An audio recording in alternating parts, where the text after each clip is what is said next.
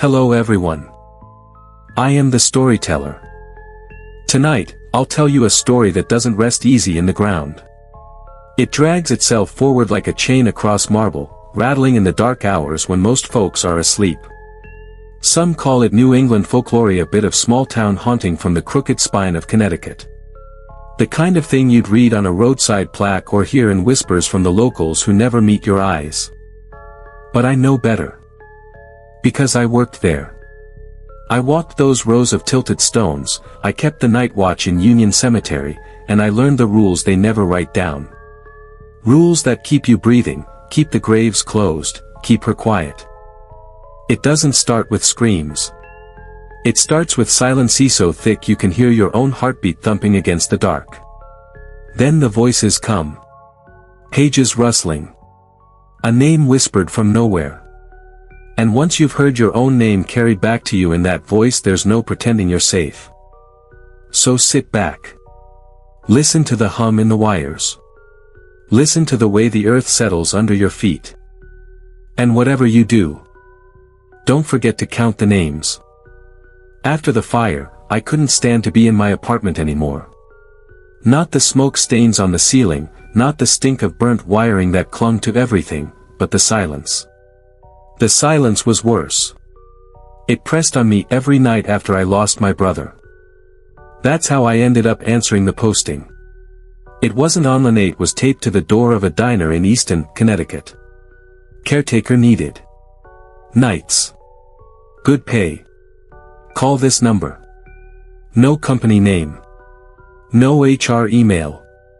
Just 10 digits in fading ink. When I called, the man who answered didn't ask about my resume. He didn't ask if I had a record, or if I could handle heavy lifting, or if I'd ever worked security. Just one question. Can you keep to a set of guidelines? I said yes. He told me to report to Union Cemetery at sundown.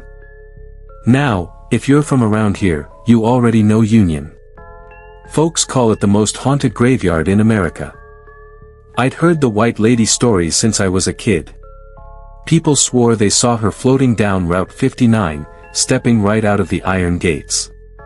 But local legends are one thing. Taking a job there, being paid to sit among headstones while everyone else is asleep, that's another. Still, the pay was obscene. Cash, handed over weekly. No questions. No taxes.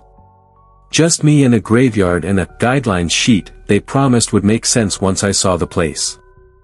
When I showed up, the man waiting for me at the caretaker's shed wasn't what I expected. Not some gothic groundskeeper with a lantern, not a spook story peddler. He wore a red Sox cap and an old bomber jacket. Introduced himself as Mr. Willis. He didn't smile once. "You're here for nights," he said. "Good. Then you'll need this." He handed me a piece of paper. Typed. Crisp. 10 bullet points. The heading didn't say rules. It said Operational Guidelines, Union Cemetery 3rd Shift.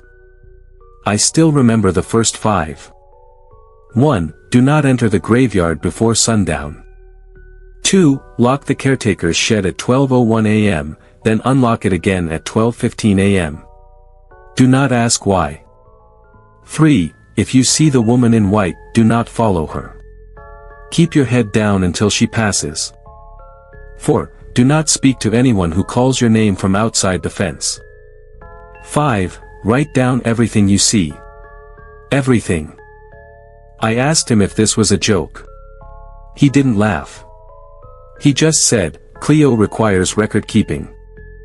I didn't know what the hell that meant at the time. The first night, I sat in the shed with a flashlight, thermos of coffee, and the guidelines.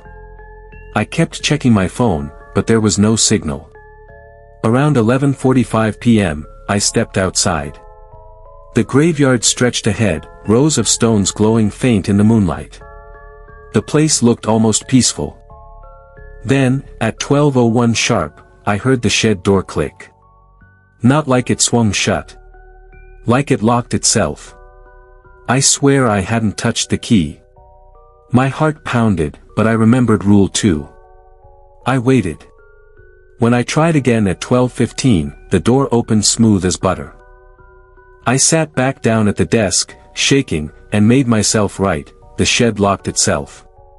Unlocked itself. Guidelines correct. At 1:37 a.m., I heard footsteps crunching gravel outside. Slow. Heavy. They circled the shed once.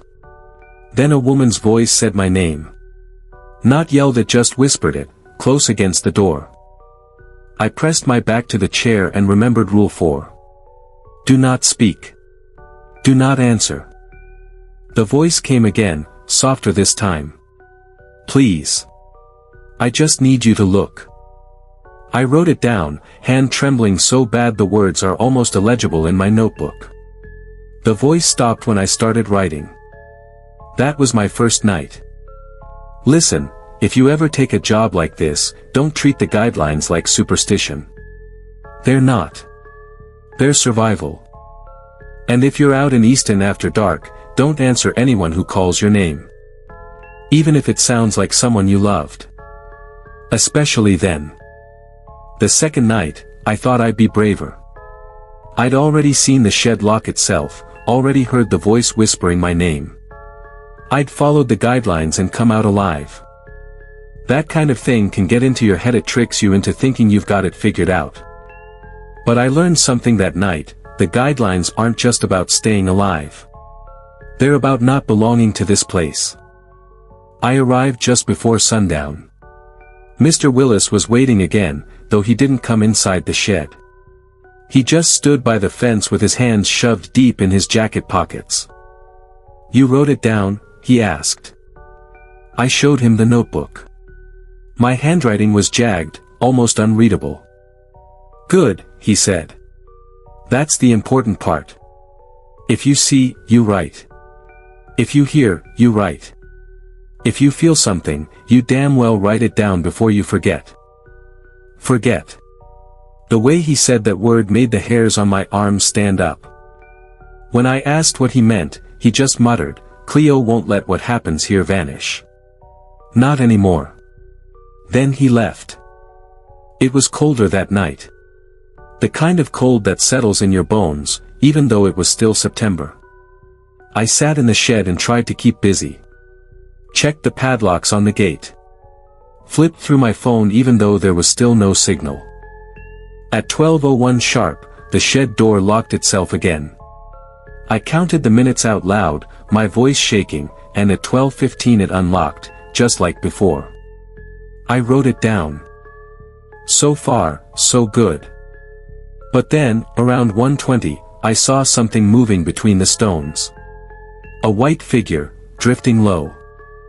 Rule 3 slammed into my head, do not follow the woman in white. Keep your head down until she passes. I stayed in the doorway of the shed, head bowed, but I couldn't stop my eyes from flicking up once. That was my mistake.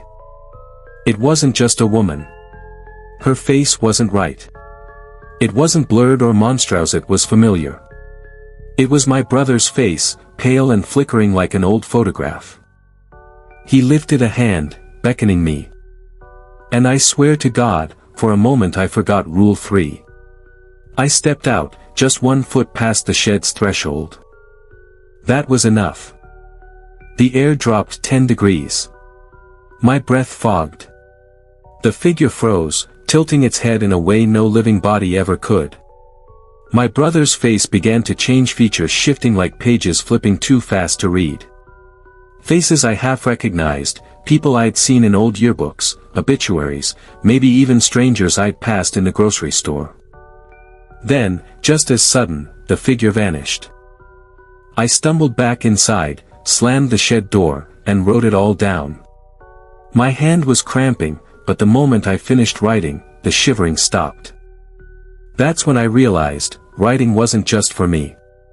It was part of the contract. Around 3 a.m., something worse happened. I'd been nodding off in the chair when the notebook flipped open on its own. Pages turned fast, stopping on what I'd written the night before. The shed locked itself. Unlocked itself. Guidelines correct. But the handwriting wasn't mine anymore. Same words, different hand, smaller, neater, almost elegant. And beneath it, in that same unfamiliar handwriting. Good. You remember. Keep remembering. That's when I knew these guidelines weren't just workplace safety. They weren't about avoiding spooks or following rituals. They were about her. About Cleo. The muse of history. The one who records everything. The one who won't let the past die. And she's watching. I'll tell you this, if you ever work Union's night shift, don't look at the white lady. Don't even glance. Because she's not trying to scare you. She's trying to remind you. By my third shift, I thought I knew the rhythm: sundown, shed, notebook, wait for the locks, don't answer, don't look. Easy, if I kept my head down. But the guidelines aren't written to make things easy. They're written because you're going to want to break them. And last night, I almost did.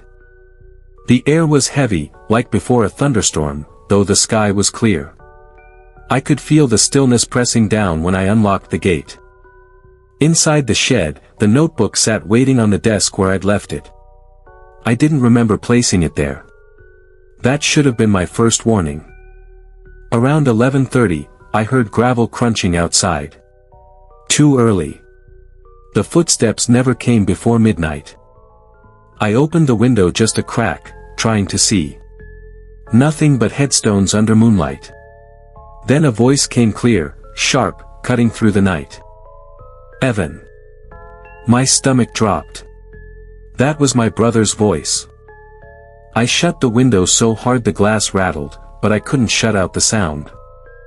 Evan. I need your help. Rule 4, do not speak to anyone who calls your name from outside the fence. I wrote it down, forcing my hand to move. Heard voice at 11:30. Sounded like my brother. Rule 4 active early. The pen scratched across the page, but the voice didn't stop. Please, Ev. Just look at me. The shed door handle shook once, twice. Then silence. At 12:01, the lock clicked on its own again. I sat frozen until 12:15, when it released.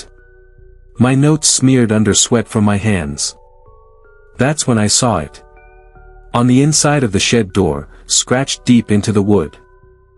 Remember correctly. I hadn't seen that before. Around 2 a.m., I made another mistake.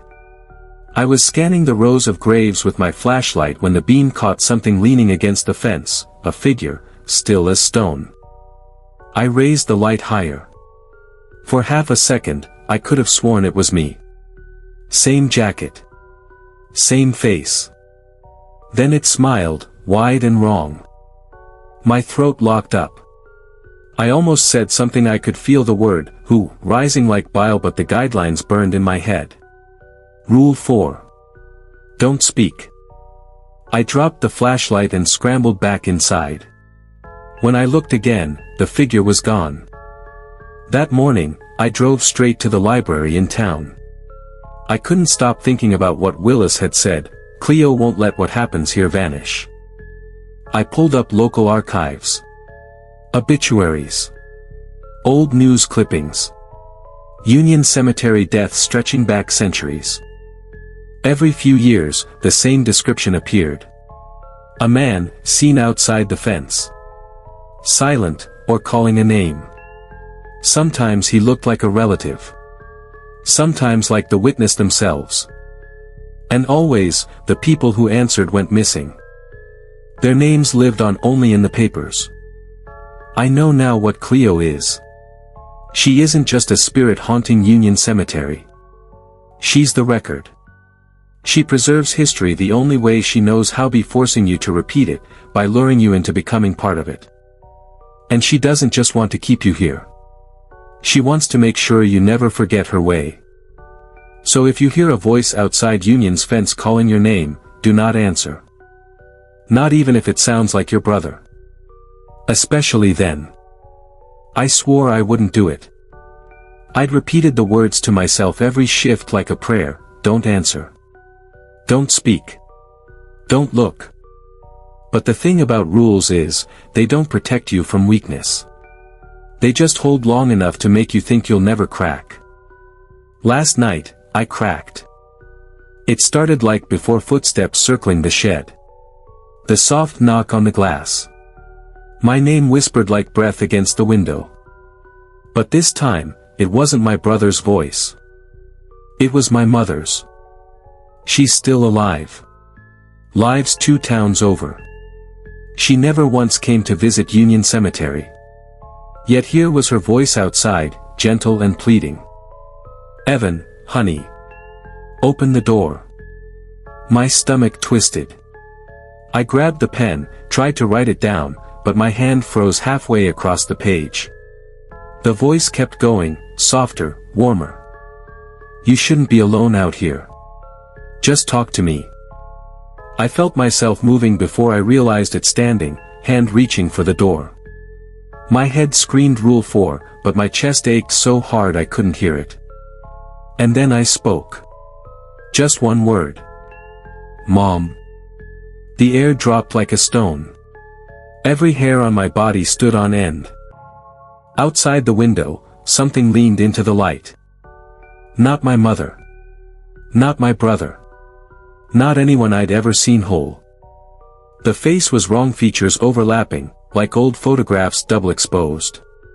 Mouths that weren't hers opening and closing, whispering my name in a dozen tones at once. I slammed the door shut, heart hammering, but it was too late. The notebook on the desk had changed. My handwriting was gone. In its place, a single line written in that same neat, elegant hand I'd seen before. Now you belong to history. The rest of the shift is a blur. I remember sitting in the corner of the shed, pen shaking in my hand, trying to force myself to keep writing. But the words wouldn't stay still. Every time I looked down, the sentences changed. What I thought I'd written, I heard her voice melted into something else. I answered her. I invited her in. I wanted to. It wasn't true. But the notebook didn't care. By dawn, I couldn't tell which memories were mine anymore. When Willis came by, he didn't ask how I was. Just saw my face, saw the notebook, and muttered, "You spoke, didn't you?" I didn't answer. He sighed, almost like he pitied me. Then you'll need to start keeping 2 sets of notes. One for her, one for yourself. If you can't tell the difference, she'll eat your memory alive. Eat my memory. The words still rattle around in my head. Because this isn't just about ghosts, or rules, or staying alive. It's about Cleo. She isn't satisfied with haunting Union Cemetery. She wants to claim your story. Twist it. Make it hers. And once she does, I don't know if you ever get it back. If you work the night shift at Union, don't do what I did. Don't answer. Don't speak. Because one word is all it takes for her to start writing your history for you. I woke up yesterday evening and couldn't remember how I'd gotten home. My car was in the driveway. My boots were by the door, still muddy from Union Cemetery. But the last thing I remembered was Willis's face at dawn, looking at me like a man looks at someone already lost. The rest was blank. I checked my notebook, the one I keep hidden under the mattress, away from the shed. And my stomach turned cold. Because the pages were filled with handwriting I didn't recognize. My own notebook. My name on the cover. But neat, flowing script across every line. September 19th, Evan stood outside the shed and called his mother's name. He welcomed her back. He asked her to stay. I swear to God I didn't. But it was written down like it was fact. And the worst part? For a moment, I believed it. At work that night, the shed felt smaller. The desk, the chair, even the air pressed closer around me. I flipped through the notebook. She controls the one that stays in the shed. Whole pages were filled that I hadn't written. Names of people I don't know. Dates from long before I was born. Descriptions of the White Lady's appearances through decades. The entries all signed the same way, remembered. That word crawled under my skin. Because it wasn't just recording. It was rewriting. At 1 a.m., the lock clicked on the shed door. Wrong time. It wasn't supposed to happen until 12:01 and 12:15. The handle rattled, and for the first time, I heard something inside the lock. A voice, whispering as though the keyhole itself was a mouth. You wrote it down. It's true now. I jammed my fingers in my ears, shaking, but the words burrowed straight through. And when I opened the notebook again, my pen was already moving. Not in my hand, just dragging across the page, ink forming letters without me. It wrote my name. Again and again. A litany. A reminder. Evan. Evan. Evan belongs to history. At dawn, I stumbled out and nearly collapsed against the gate. Willis wasn't there. But someone else was. An old woman stood just outside the fence, gray hair in a bun, face wrinkled like paper. She didn't look ghostly. She looked solid. Real.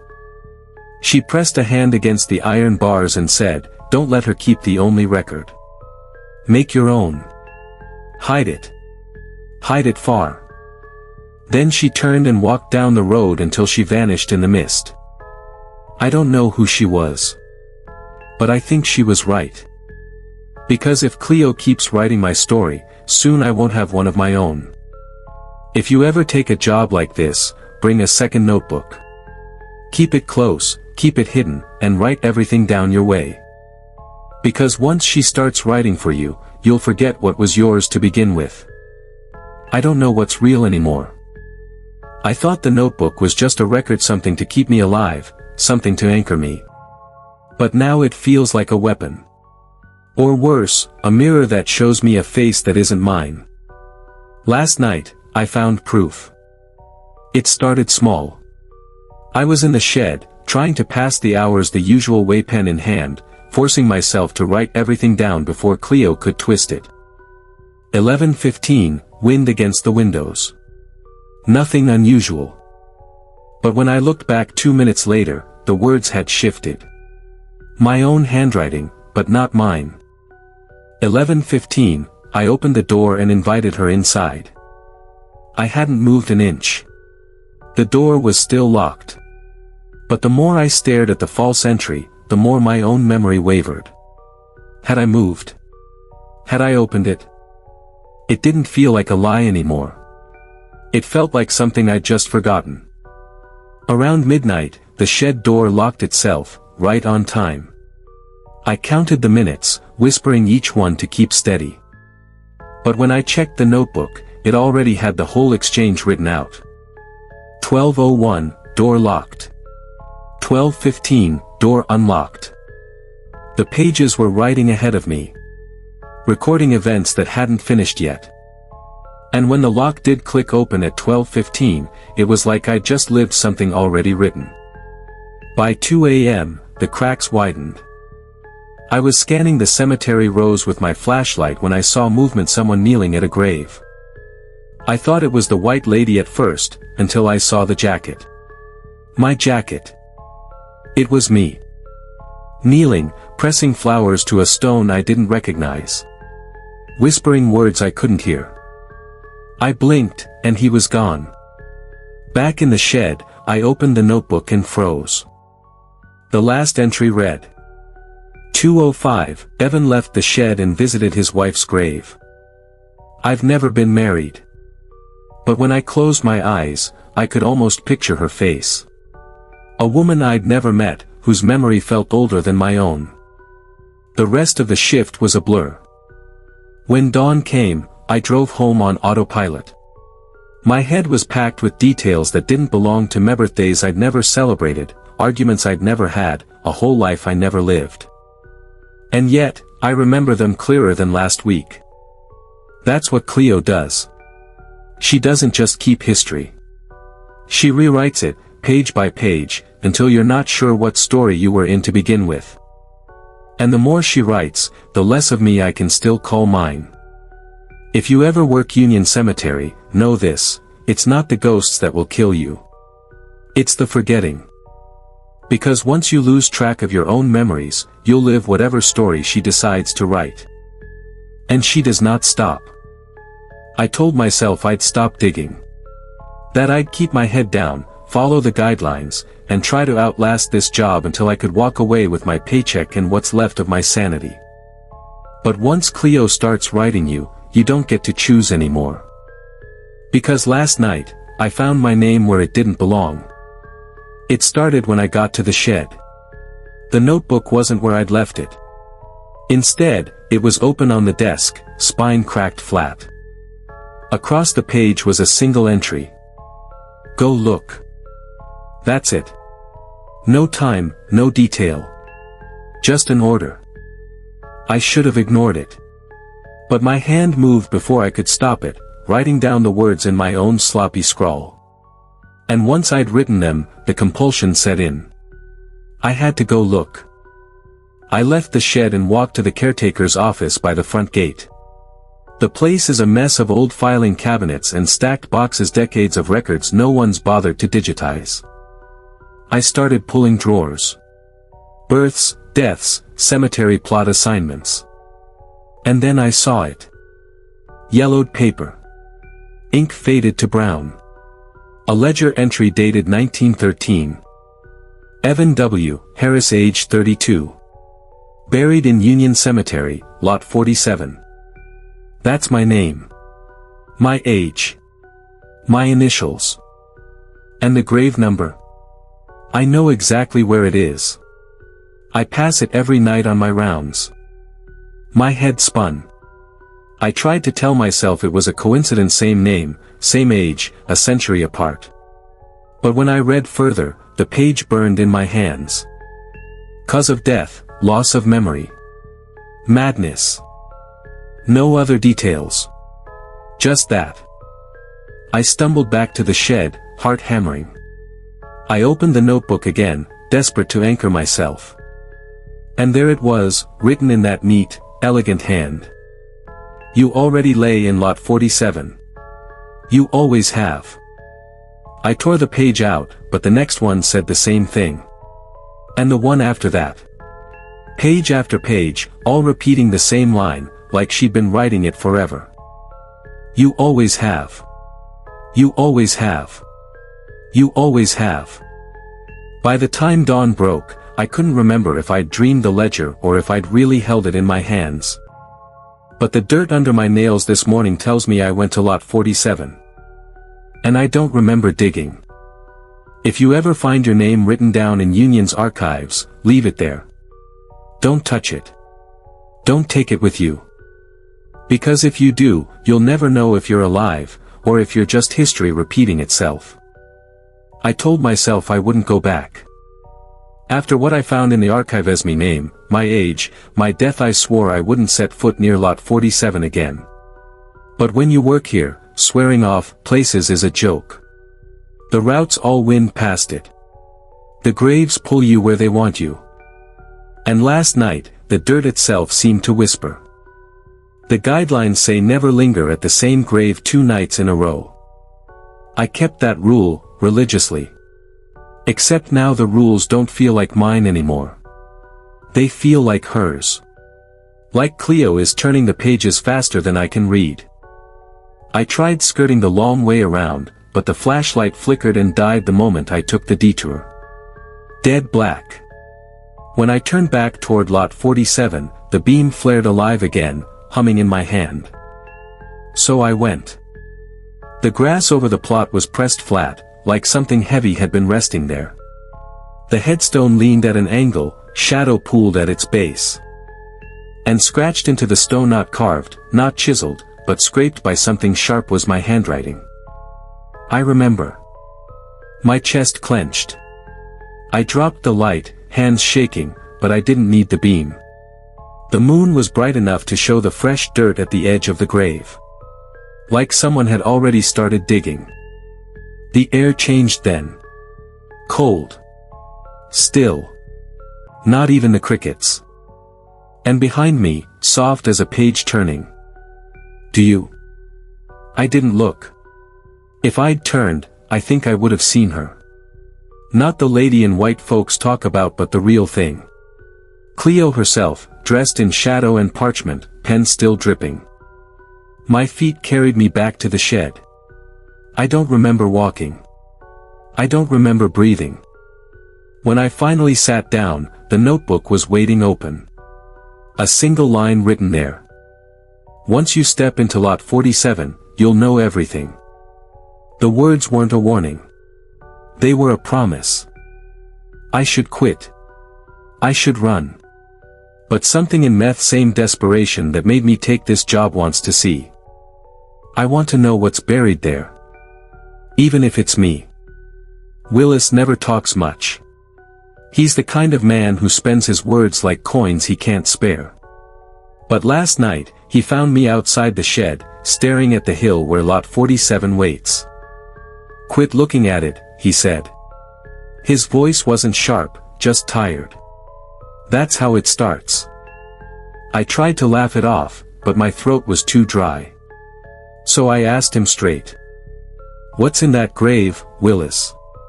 Why's my name on it? For the first time since I met him, he didn't pretend not to hear. He lit a cigarette, cupped it against the wind, and took a long drag before answering. Lot 47's where she puts the ones who notice. I frowned. She. He looked at me like I just asked who the president was. Cleo. The muse. The one who writes it all down. Folks call her the lady in white, but that's just the scrap the town got hold of. Truth is, she keeps her own archives. Not the books in the office. The earth itself. I told him about the ledger. About seeing my name, my age, the cause of death. He didn't look surprised. Just nodded, slow. Same thing happened to me, he said. Back in '92. Thought I'd found a clerical error. But when I went to check the stone, there it was. My name. My years. He lifted his hand, shook ash onto the grass. Except I hadn't lived those years yet. Not then. But they came. Every last one. And when I hit the number, I came back here. Like the record said I would. The wind stirred, carrying the smell of damp earth. I asked him if he'd dug it up lot 47. No, he said, voice flat.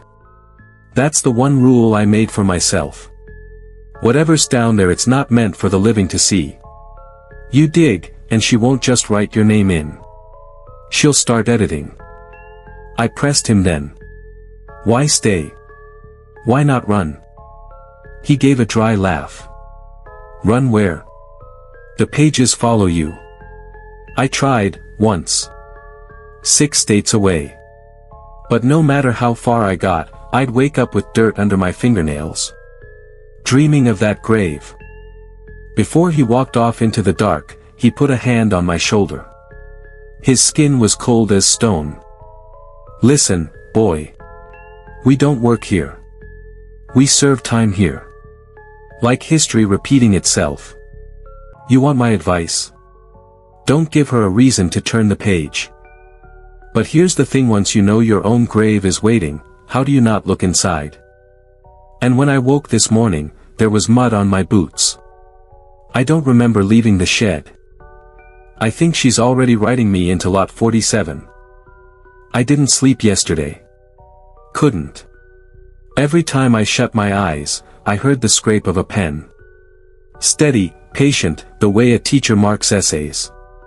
And when I finally drifted off, I dreamed of pages turning, endless stacks of them, curling in yellow, each one with my name at the top. When I woke, there was paper in my mouth. Not a dream. Thin and brittle, like it had been pulled from an archive 100 years old. And scrawled across it. Continue. The rules used to feel like guardrails. Now they feel like prompts, cues in a script I never agreed to perform. Last night, I went on my rounds. Flashlight in hand. Boots crunching gravel. But the cemetery wasn't right. The rows of stones didn't line up the way they should. Paths forked where no paths existed before. And no matter which way I walked, I kept coming back to lot 47. 3 times I circled, trying to shake it. 3 times the earth delivered me back to that tilted headstone. The guidelines say, if you find yourself walking in circles, stop. Sit. Count backwards from 100. Do not look behind you until you reach 1. So I sat. My breath fogged in the cold. I counted 99, 98, 97, my voice shaking more with each number. At 40, I felt it. Someone standing behind me. No sound. Just presence.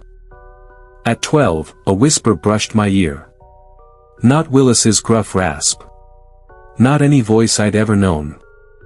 You've walked this circle before. At 1, I turned. She was there. Not the lady in white the town gossips about. Not a ghost in a dress. Cleo looked like something older, stranger. A figure woven out of shadow and parchment, her face unreadable, as if it were still being written. A quill gleamed in her hand, its tip wet with something darker than ink. She didn't move. She didn't need to. The ground at lot 47 shifted, like it was breathing. I ran. I don't remember how far. Maybe nowhere at all, because when I collapsed against the shed door, lot 47 was still in view. The notebook waited on the desk inside, open. A fresh line across the page. The next entry is yours. Write it. I don't know how much longer I can resist. The grave is pulling at me. The rules can't hold forever. And I think Cleo's already decided what happens when I dig. Willis found me outside the shed last night with a shovel in my hand. I don't remember picking it up. I don't even remember walking out the door. But there I was, standing halfway down the path toward lot 47, steel blade glinting in the moonlight. Drop it, he said. I froze. His voice wasn't tired this time, it was sharp, almost panicked. I turned to face him, and for the first time, I noticed how hollow he looked. Skin slack, eyes like ash. Like whatever kept him standing here wasn't blood and bone anymore but something thinner, stretched too far. You think you're the first one she's called? His hand trembled as he lit a cigarette. You're not. You're just the latest. And I'm the fool who thought he could outlast her. I asked him what happens if I dig. His face twitched. For a second I thought he'd spit the answer at me. Instead, he shook his head. You don't dig, boy. That's the one line you don't cross. Once you touch that soil, you're not writing your own story anymore. You're just a sentence she edits. But here's the thing, I could feel the dirt humming under my boots, calling me. The headstone angled like it was listening. And every second I stood there, the urge grew sharper. Not curiosity. Compulsion. I told him I had to know. Willis stepped forward, grabbed the shovel out of my hands, and flung it into the brush. His voice cracked when he spoke. She'll let you think you're choosing. But it's already on the page. Don't give her your hands too. Before I could answer, the earth shifted behind us. The ground at lot 47 rippled, slow and steady, like something beneath was rolling over in its sleep. And then came the sound, low, deep, a chorus of voices layered together, all whispering the same word. Dig. Willis backed away, face gone gray. Don't listen. Don't. But his words broke apart, drowned out by the whispers. And when I looked down, the shovel was back in my hands. I don't know if I picked it up again. Or if she wrote it there. All I know is the next night, something has to give. The ground doesn't wait for you to move it. At Union, it moves on its own. Last night I went out without the shovel. I swore I'd resist.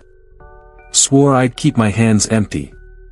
But when I passed lot 47, the dirt was already parted, a long crack running down the center like the earth itself was opening its mouth. And inside that dark seam, I saw my own face. At first I thought it was a trick of the moonlight. But the longer I stared, the clearer it got: cheekbones, jawline, even the scar under my chin from when I fell off a bike at 12. Eyes closed.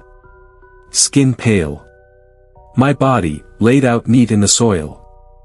Not decayed. Not skeletal. Just sleeping. Like I'd only just been put there.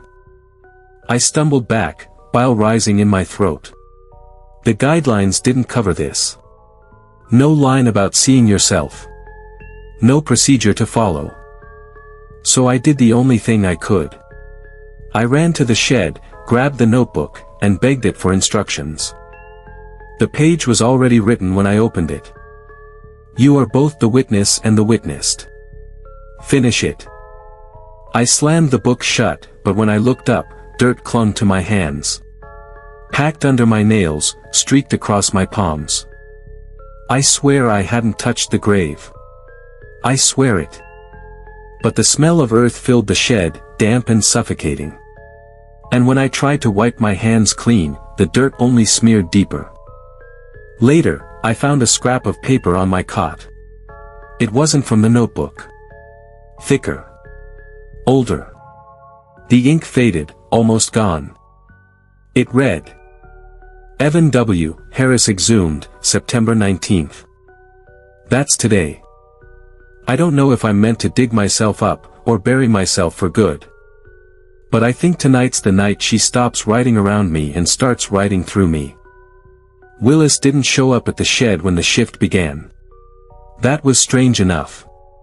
He's like the headstones themselves, always there, always in place, silent until you notice. But last night the chair sat empty. His mug half full of cold coffee, cigarette butts lined up neat like he'd stepped out mid-thought. I figured he'd gone ahead on the rounds. So I took the path through the center rows, past the willow trees, toward lot 47. That's where I found him. He was kneeling in the dirt. Both hands sunk to the wrists. Not digging, not clawing, just pressing, like he was trying to hold the ground shut. His face was slack, eyes rolled white, lips moving soundlessly. I called his name. He didn't hear me. When I touched his shoulder, his mouth snapped open and he whispered a word that didn't belong to him. Continue. The soil bucked under his palms. A crack split the grave wide enough for moonlight to slip in. And for a heartbeat, I saw two bodies down there. One was Mepale, still, waiting. The other was Willis, but younger. Black hair instead of gray, skin tighter, eyes clear. Like the version of himself he must have been when he first saw the ledger. Both of them lying side by side. I yanked him back, but the ground swallowed his hands up to the elbows. He screamed, then not words, just raw sound, and when I pulled again, something pulled harder. The dirt wasn't just holding him. It was taking him. I had to choose, let him go, or go down with him. So I let go. The earth closed over him like he'd never been there. Just a mound of fresh dirt, smooth as if it had been packed by careful hands. But the headstone changed. I saw it happen.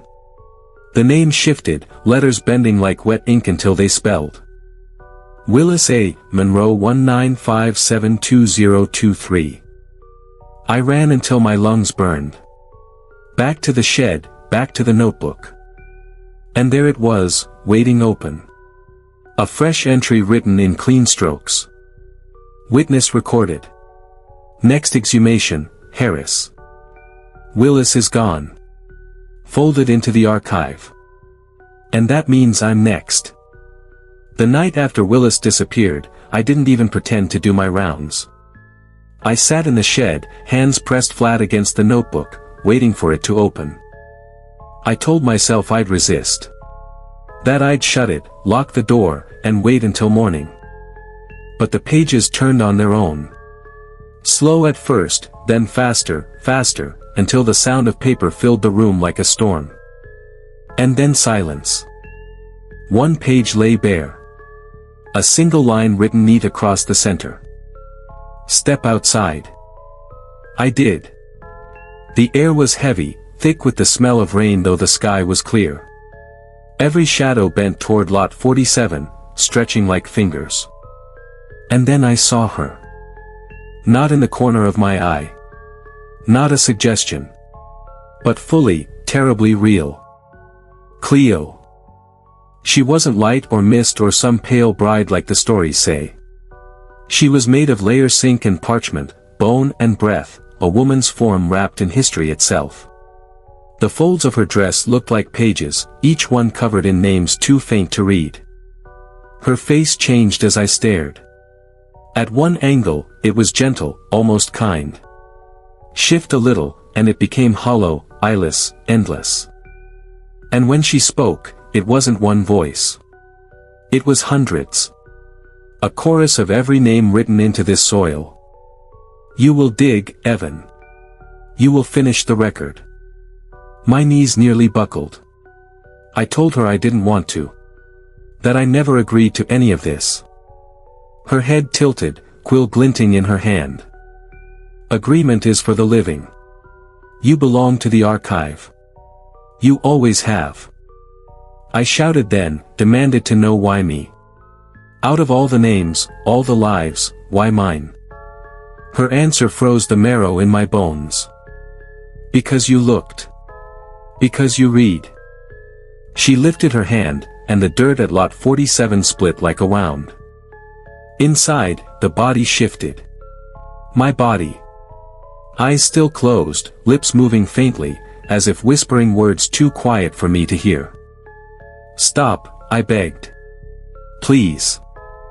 Her many voices hushed at once. Then, in a single clear tone, soft as a lullaby. Tomorrow. And with that, she vanished. When I stumbled back into the shed, the notebook waited, already filled. September 20th. Dig. I thought about calling the cops last night. Telling them a man Willis vanished right in front of me. That a grave was opening by itself. That something was wrong out there. But I didn't have to call. They came on their own. 2 cruisers pulled up at the cemetery gates around midnight. Lights off, engines low. Not a response, not an emergency, just a visit. Sheriff Garrison got out first, followed by 2 deputies I didn't recognize. None of them looked surprised to see me. You're early, the sheriff said. I asked what he meant. He ignored the question and lit a lantern from the trunk. One of the deputies carried a spade over his shoulder. They headed straight for lot 47. I followed, half in shock, half in rage. When we reached the headstone, the sheriff finally turned to me. You don't interfere, he said. Not your role. I demanded to know what role he thought I had. That's when the deputy with the spade laughed, a sharp, joyless sound. Caretaker, he said. Same as the last one. Same as the next one. The ground at lot 47 had already split. A shallow pit, soil piled neat at the edges, like someone had been preparing it. And in that pit, I saw the same thing I'd seen before him. Only this time the body wasn't still. Its lips were moving. The sheriff leaned down, listening. His face didn't change. He just nodded once, stood up, and said, "Ready." I tried to grab his arm, to demand an explanation, but the deputy shoved me back. His grip was iron, like he'd been waiting for me to fight. "You don't get answers," he said. "You get written." They left after that. Didn't fill the grave, didn't seal the crack. Just walked back to their cars, lantern light bobbing. When they were gone, the earth heaved once, like it was breathing me in. Back at the shed, the notebook had a new entry waiting. The town keeps the circle. The muse keeps the page. Tomorrow, Harris will dig. Now I know the truth. It's not just Cleo. It's everyone. I packed my things before dusk. Just the essentials: wallet, boots, a duffel bag stuffed with clothes. I didn't even bother with the notebook, it would only follow. By nightfall, I was on the highway.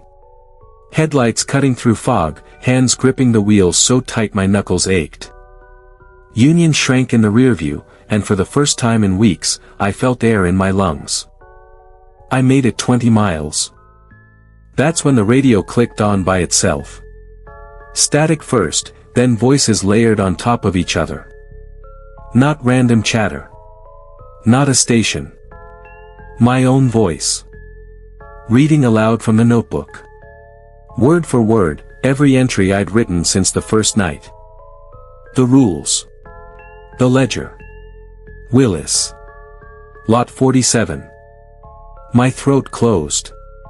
I twisted the knob, ripped the wires, but it kept going. Louder. Faster. And then, right when I thought I'd lose my mind, a single word cut through the noise. Return. The wheel jerked hard in my hands. Not meth car. I fought it, knuckles burning, but the steering locked, tires skidding, the road tilting sideways. By the time I stopped, I wasn't on the highway anymore. I was parked at the gates of Union Cemetery. The sheriff's cruiser sat there, idling. He leaned against the hood, arms crossed, lantern light flickering off his badge.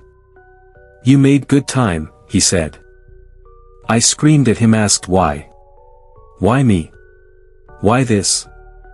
His face didn't shift. He just tapped the hood of my car and said, "Caretaker's not a choice. It's an inheritance." I looked past him then. Into the rows of stones. Every shadow pointed toward Lot 47. The earth was already stirring. I didn't sleep last night. Couldn't.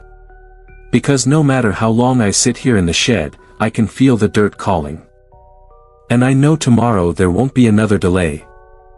I fought it for nights. Told myself I wouldn't go. Told myself I could just sit in the shed, ride out the hours, let the whispers fade with dawn. But the ground doesn't wait. And neither does she. I stepped out under a sky heavy with swollen clouds, lantern in one hand, shovel in the other. The air clung damp to my throat. Union was too quiet. No owls, no wind, just the crunch of my boots and the beating of my heart. I followed the shadows, because they don't lie anymore. They always stretch toward Lot 47, no matter where the moon is. The dirt was already loosened. Someone or something had been working it from below. I set the lantern down, gripped the shovel, and dug. One scoop. Then another. The soil smelled wrong. Not like earth. More like rust and ink.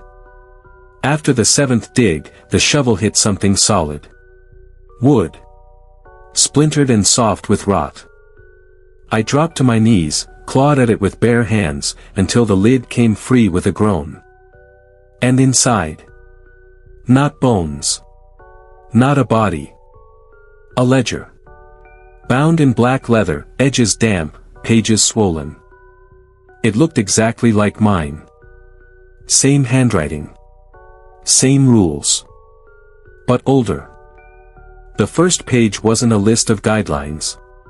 It was a name. Cleo. The pages after that not in English. Not in anything I knew. But I understood anyway. They weren't rules. They were histories. Every caretaker before me. Every man and woman who dug, watched, endured. All their lives catalogued, neat as a filing system. And at the bottom of the newest page me name. Half finished. The dirt shifted behind me. I turned. She was there. Not the white lady, not a ghost, not anything so simple. Cleo. Her eyes were wells, and inside them I saw centuries' wars, plagues, births, deaths. All written, all remembered. Her mouth didn't move, but I heard her anyway. Continue. My pen was in my pocket. My notebook under my arm. I knew what she wanted.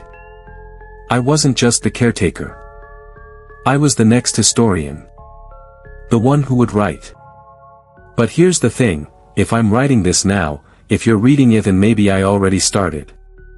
And if I already started, that means it's too late to stop. Her presence didn't come with thunder or light. No theatrics. Just a weight pressing down on the damp air, so heavy it made my teeth ache. Cleo stood at the edge of the open grave, white robes trailing but never touching the soil. Her hair fell in curls the color of old marble, her skin pale as ash, but her eyes, God help me, her eyes were scrolls unrolling, words twisting, entire histories bleeding through. I managed to whisper, "What do you want?" The answer was instant, clean, final. Continuity. The sound of it wasn't sound at all. It was memory. Like being reminded of something you'd forgotten. She drifted closer, and the lantern sputtered, nearly dying in the wet grass. "You inherit the ledger," she said, though her mouth never moved. "You record. You maintain. You prevent erasure." I shook my head. I didn't sign up for this. I just needed a job. Her eyes narrowed. "You needed survival." I gave it. I told her I didn't want to be her scribe. That I didn't care about histories or rules or whatever bargain the town struck generations ago. But she only raised a hand, and suddenly my own notebook flipped open in my grip. Pages filled themselves, ink bleeding in frantic lines. Not my handwriting. Hers. I looked down. My own face stared back from the page. A sketch so precise it might as well have been a photograph. Below it, a single line of text. "He denies the burden, but the burden has chosen him." I dropped the book. Tried to scramble backward, but my legs wouldn't move. That's when she spoke again, this time not with grandeur, but with something like gentleness. "Mortals rot. Records endure. You should be grateful." Her hand hovered inches from my chest. Not touching. Not yet. And I knew what would happen if she did. The writing wouldn't just flow through me. It would become me. I screamed at her, told her I'd rather burn the whole cemetery than keep her ledger alive. And for the first time, Cleo smiled. Fire does not end memory. It only transforms it. Then she vanished. No smoke, no light, no sound. Just gone. And the grave sealed itself, smooth as if I'd never touched it. But the notebook didn't vanish. It's still here. Sitting on the desk in the shed. And every time I blink, another line appears. Not written by my hand. But written in my voice. I woke to pain. Not sharp, not sudden, more like pressure, like someone pressing a pen into the underside of my skin. When I pulled up my sleeve, the writing was already there. Not tattoos. Not scars. Ink. Lines of text rising through my flesh in looping black script, as though veins themselves had learned grammar. At first, it was nonsense. Dates I didn't know. Names I'd never heard. But the longer I stared, the more I understood. They were histories. Cleo's archives. Whole lives written out in fine, neat strokes. Some were short children who died too young. Some went on for paragraphs, tragedies, and betrayals stacked high. And none of it belonged to me. I grabbed a knife from the shed. Pressed it against the words carved into my forearm. The moment I cut, the letters bled, not red, but ink. It pooled in my palm, sticky, metallic, the smell of old libraries filling the air. And before my eyes, the cut sealed. Skin smooth again. The words unbroken, undisturbed. I threw the knife. Screamed until my throat tore raw. Didn't matter. The writing kept going, crawling across my ribs, down my stomach, like I was nothing but fresh parchment. I ran to the gate. I slammed the bars. Shouted for the sheriff, for anyone. No one came. And when I looked down at the words again, they weren't strangers' names anymore. They were mine. Every mistake, every failure, every secret I swore I'd bury. All of it etched into me in permanent record. And then I felt it. Something moving under the skin. Not just ink. Something alive. Like fingers dragging across the inside of my flesh. Cleo wasn't writing on me. She was writing through me.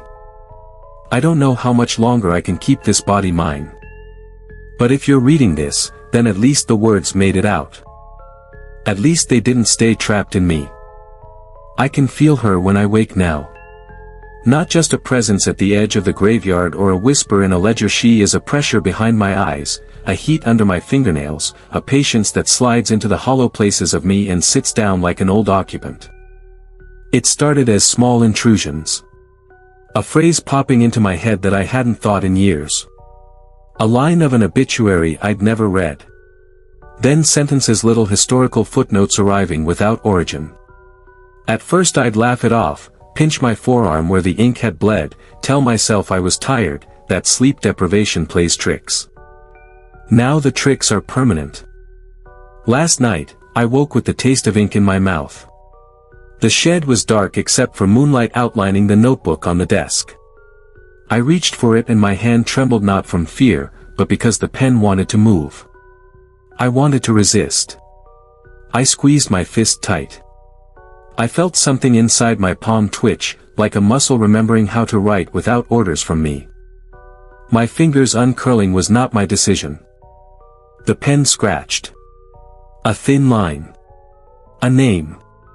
A date. My hand moved as if guided by a ferryman's rope. I tried to pull back. My body ignored me. "You bow to record," the ledger had said earlier, the page still damp in my memory. She is turning the ledger into my skin and my skin into the ledger. Possession is not a clean takeover. It's slow pedagogy. It instructs. It edits. When she first begins to speak through me, it's quiet bibliographic murmurs, the cadence of marginalia. Then the voice grows teeth. At first it was only thoughts I could not own, the names of people buried in row C, the exact date of an epidemic the town had forgotten, a verse from some litany dated 1842. They arrived in my head like facts being loaded into a ledger. Useful, tidy entries. I could recite them and feel a strange satisfaction, like checking boxes on a ledger I had never agreed to hold. Then she started dictating whole paragraphs about me. Not memory, instruction. Syntax that framed my actions into historical inevitability. Willis failed in 1992, he learned to bargain, he forgot his children's names. Evan will learn differently. I tried to argue back. Where does one argue with history? With the person who authors it? Physical changes came next. The lines under my skin darkened. Letters crawled toward my throat until I gagged from a foreign taste: parchment, old glue. My voice started to carry echoes that weren't mine. I would call out to the gate and hear, layered under my own shout, a centuries-deep pronunciation of a name like a footnote recited. Sleep is no refuge. In dreams she reads to me from pages that are not in the ledger yet, accounts of men who thought they were running away, of wives who opened doors they swore they had not, of townsfolk who pretended not to see. Each account is precise, exhaustive. Each one ends with the same punctuation: acceptance. You learn, in the worst ways, that resistance is procedural. When my hands tried to carve the letters from my arm, the ink pooled up thicker and hardened like shellac. The wound sealed as if the skin preferred script to breath. When I tried to burn the ledger I'd dug up, the flame recoiled, smoldering the edges but never consuming the words. Fire, Cleo told me once, does not end memory. It only transforms it. I think she meant that she could transmute your refusal into another form of obedience. Ash is another archive. I told myself practical things to keep me tethered. Keep 2 notebooks. Keep one in your head and one hidden. Hide the hidden one physically under the heater, inside a loose floorboard, somewhere the town and the earth and that slow, writing hand cannot reach. After I started doing it, she would cross-reference the hidden notebook the next day, aligning my refusals with her notes, making contradictory statements mesh into a single narrative. The ledger corrects anomalies. So I began to work with the rules as tools of survival rather than shackles. Write everything the hidden book first, so that when Cleo's script appears elsewhere, I have an antecedent to point to. Do not show the town. Do not let Willis's fate be the only model. Count backwards when the cemetery loops you. If you hear your name, do not answer. If your hands move and a pen is rising, tuck your wrists under your thighs, below your field of vision, and hum a prayer you invent that doesn't sound like anything she knows. These are tiny resistances. They buy minutes, sometimes hours. But minutes become the only currency left. Last night she spoke through the ledger, through my throat, through the ink across my skin in a voice that read like a footnote and sounded like thunder. You were always ours, Evan Harris. Your life is a marginalia we will expand. You have been called to stabilize the record. The sentence was diagnostic and affectionate at once. There was a tenderness in it that maddened me, a carrot placed where a wound should have been. I felt the pen inside me descend. It is not metal. It is not even a tool. It is an agency. It moves, and the muscles in my hand contract in obedience like a mechanical glove. I felt the pen writing not on paper but on the undersurface of my mouth, the roof of it, the palate, syllables anchoring like stitches. I could not stop the lines. They flowed in a cadence that made me dizzy, dates, deaths, the names of children I had never met. At each stroke, an image flickered behind my eyes, an old woman handing over a ledger, a man in a Red Sox cap folding his hands the way Willis used to do, a sheriff closing his eyes while a shovel struck earth. The images came like titles above paragraphs, each a heading for the entry that followed. Possession, I learned, is not being taken over entirely, it is being offered a role and discovering you cannot refuse the paycheck. Cleo gave me a bargain I had already accepted in the small, practical ways of life long before I knew a muse existed. I had taken the job. I had signed verbally, silently, with the hunger to stay afloat, to have a roof, to sleep without the pull of the city pressing me down. That hunger is a line in the ledger. She found it and enlarged it. Now when I speak, sometimes the sentences are mine and sometimes they are her footnotes. I say a street name and her voice punctuates it with a death date. I greet the dawn and she amends it with a clause about weather. Once, out of stubbornness, I refused to say the phrase she prompted. My mouth ached for hours, as if the muscles were learning new phonemes. The worst is the obliteration of choice. It is not that I cannot decide to smash the ledger or run. It is that the ledger rewrites the terms of my decisions. I think I refuse and somewhere in my marrow a line becomes a justification and then an inevitability. It is subtle, like a bureaucratic erosion. Until one morning you wake and the ledger's sentence reads, he tried to leave. He returned. He dug. That sentence will change the world around you. It will make neighbors remember you differently, it will make the sheriff's cruiser arrive at your gate without surprise. The town will align to the ledger's syntax because it has for generations. The archive is a law everyone tacitly enforces. Tonight, I tried to not move my hand when the pen began again. I held my wrists under my thighs, humming until the world blurred. The pen moved anyway. The ink flowed up from somewhere inside me, like a plant seeking air. The letters it formed were not neat anymore. They jutted and trembled, like handwriting that is learning anatomy by cutting its own flesh. At one point I thought briefly that I could see the other side of the ledger, a line where my name ended and someone else's work began. For a stuttering heartbeat I thought of Jessie Hale, the woman at the gate who once told me to hide my notebook. For a second I could imagine a ledger that did not consume, but preserved without owning. Then the ink throbbed and the image snapped like a thread. Cleo is patient. She teaches me to be patient. She tells me, in that chorus of cataloging voices, that continuity demands sacrifice. The ledger needs an archivist who lives the ledger so the living never let it die. I am writing this now because the pen let me.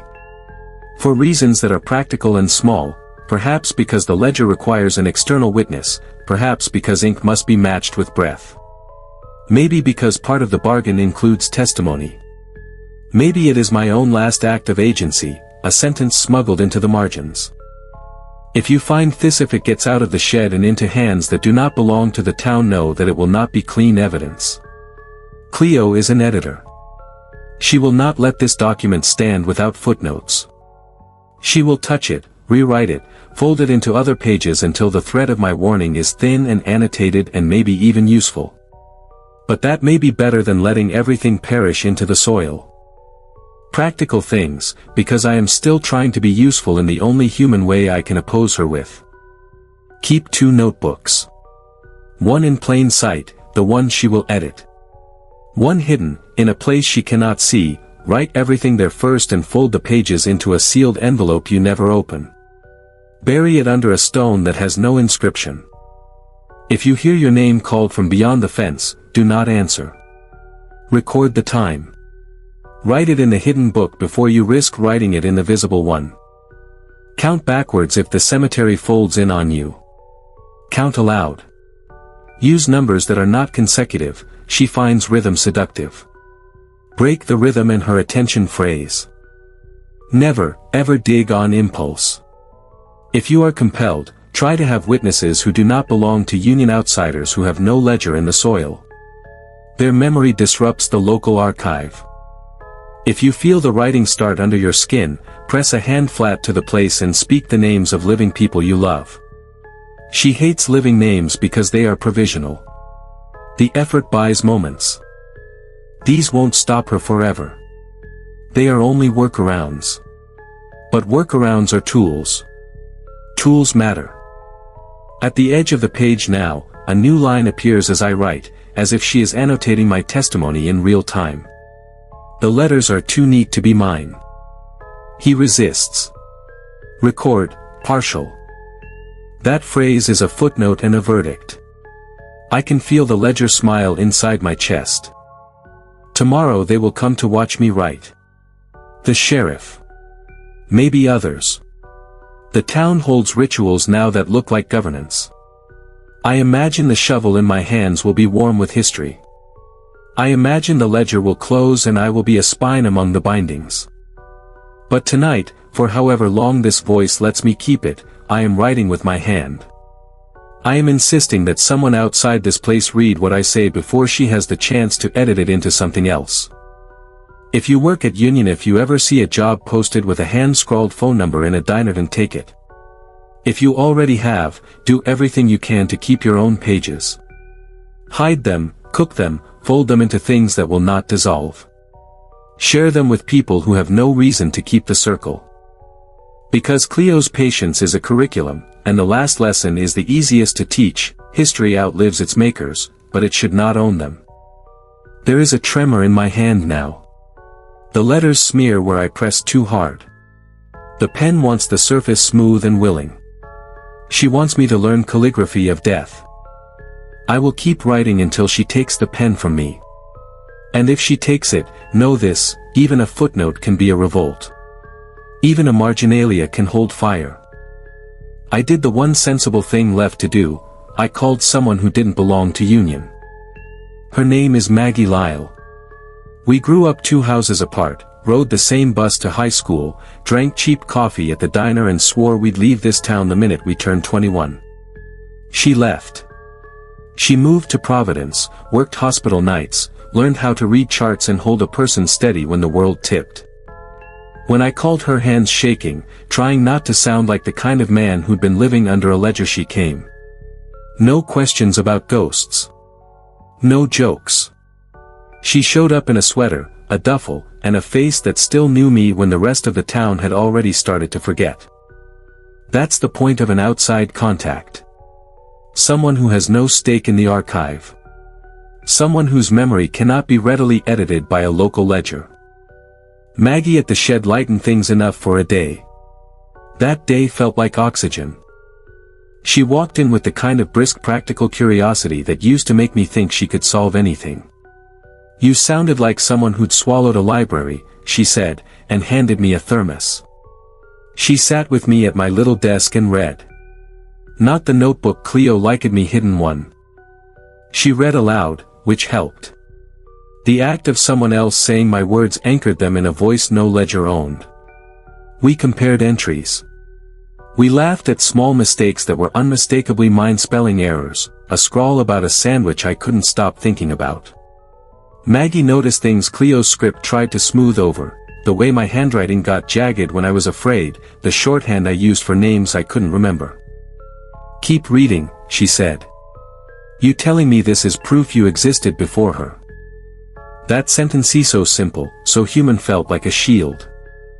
We did things by the rules I'd been inventing for myself. We rewrote the practical checklist into something ritualized. I read a paragraph from the hidden notebook. She repeats it back without looking. "We leave a witness out in town, someone who doesn't work nights so the ledger can't easily absorb them." We wrote the time on the back of a receipt and left it in her car. Time stamping matters. She refused, flat out refused, to walk inside the gate after sundown. Small protocols. Practical workarounds. Because the ledger doesn't like facts being doubled by minds outside its web. We thought, briefly, that a human memory might reconcile the archive enough to weaken it. That if two people insisted on the same recollection, the ledger would have to fight them both. We were wrong, of course. Obvious in hindsight. History is not argumentation. She collided something she had not done before. She attacked the witness. At 11:50 p.m., Maggie's phone buzzed. She put the thermos down and held it up like a shield. Her face went flat. "I'm not on any schedule tonight," she said, but the anxiety was in her hands even before she showed me the screen. A recording had arrived. Not a call. Not words. A sound file named for_Maggie.wave. She played it. Static, then her own voiceover, layered, overlaid with other voices reading the very receipt we tucked into her glove box. My handwriting. My time stamp. Her fingers tightened. "How do they get things like that?" she asked. "I don't know," I said. "But the ledger thinks the town is a net. Once a thing is in, it pings outward." Maggie narrowed her eyes. She is the kind of woman who trusts her hands more than omens. She said, "Then we create more nets. We put things in other places people can't edit. Family members. Hospitals. Banks. Anything with records that are outside the damn town. Good plan. Practical. Bold. It bought us time, several hours. Time is what two human memories can steal back from a ledger. Time is a tiny rebellion." Cleo responded by making the town itself seem to wake. At 1:12 a.m., lights turned on in houses that had been dark for years. Cars started their engines without drivers in them. Footsteps began to echo along the main road, muffled, patient. The sheriff's cruiser circled the cemetery once, twice, as if to check the gravestones were still in their places. The town was not a thing separate from the ledger, it was a chorus that had learned to answer the page. Maggie gripped my arm. "This is wrong," she said. She had never called anything supernatural wrong before. Wrongness was her compass. And she was right. The air thickened and the ledger's voice leaked in through everything, through radio static, through the hollow of a lamppost, even through the rubber of Maggie's thermos when she set it down. It was everywhere, but muffled by the fact Maggie remained uncompromised. "She's trying to coerce witnesses," I said. "If she can trick us into seconding her facts, she won't need to write so hard." "Then don't second her," Maggie said. "Refuse." We refused. We spoke counter accounts. We wrote receipts into her phone, stamped them at 2 different parking lots across town, photographed them in daylight. We left a copy of my notebook with her sister in Providence. We planted 100 small facts out past the county line with people's names attached. Practical, bureaucratic sabotage. For a while, it worked. The ledger's ink bled and blotted and hesitated. The air lost a degree of its pressure. I could breathe. But Cleo learns faster than you can make records. At 3:06 a.m., the ledger stole something different, not a memory this time, but a face. Maggie's face somehow folded, a version of her with my handwriting on the page appeared in my notebook. It was a careful portrait, the identical arch of her brow, the scar on her left knuckle I knew from the 3rd grade. Below it, a line I did not write. Witness reassigned. I slammed the book shut so hard the pencil rolled off the desk. The sound felt like breaking a fragile, small thing, like breaking a child's toy to stop a scream. Maggie's hand was on my shoulder, her fingers were white. "Do you see?" she asked. She did see. Maggie, who reads charts for a living, was suddenly the most terrified person I'd ever known. They can depict a person and then make the town remember that depiction. We could not fight a town that remembered what the ledger demanded. Cleo has started using people as placeholders. It is a new tactic. Make a witness, then make the town believe the witness always existed in the ledger's image. The ledger is not only an archive. It is a pedagogue that manufactures consensus. Maggie left at dawn. She told me to hide a copy of everything with someone outside the county. She promised she'd bring back lawyers and a recorder and a rational world with subpoenas and forensics. She touched my arm and said, "I'll come back." And for the first time in weeks, I believed someone outside Union might actually help. I should say 2 things, practical and immediate. 1. Outsiders work, but not forever. They buy time. They complicate Cleo's work. They make errors harder to smooth into consensus. Bring someone with you who has no history, no relatives, no job ties. It frustrates the ledger like sand in a typewriter. 2. Don't let an outsider go inside the fence after sundown. The ledger will fetishize them, turn them into vessels she needs to rewrite your accounts. Maggie didn't cross the fence. She sat in her car and shouted questions at the gate. When the ledger tried to depict her in my notebook, it didn't stop her car's engine. It didn't stop her from leaving. She is on my side now. That matters in small ways that might accumulate. At the end of the night, the ledger has a new sketch, 2 hands clasped. My hand and Maggie's. Below it, dissent noted. It's a footnote and a threat. Cleo hates outsiders. She hates them because they are provisional, alive in ways the ledger struggles to pin. But she also respects them, because they force her craft to be more precise. She recognizes that 2 honest memories beating the ledger against the page is a stronger kind of record than 1 voice alone. That means she will come harder. She will invent more accurate witnesses. She will try to fold Maggie into her pages. She will write her face until the town believes it was always so. So, bring an outsider. Keep them uncompromised. Use them like an affidavit you update every night. And when the ledger moves from script to skin, when it stops being words and starts being, you know that dissent is still in action. Even a scribbled, shaky account can make the ledger hesitate. Maggie promised to return with tools. She promised to tell my mother the truth, plainly. For the first time in a long while, that sounded like a plan. Tonight, when the ink moves beneath my skin, I will say Maggie's name aloud, loud and repeated. I will say it until the ledger has to account for a voice that is not tethered to this soil. If Cleo comes next, she will come with patience. I will try to come with noise. When Maggie came back, she did it the way people come to a drowning, fast and loud and smelling of hospital disinfectant.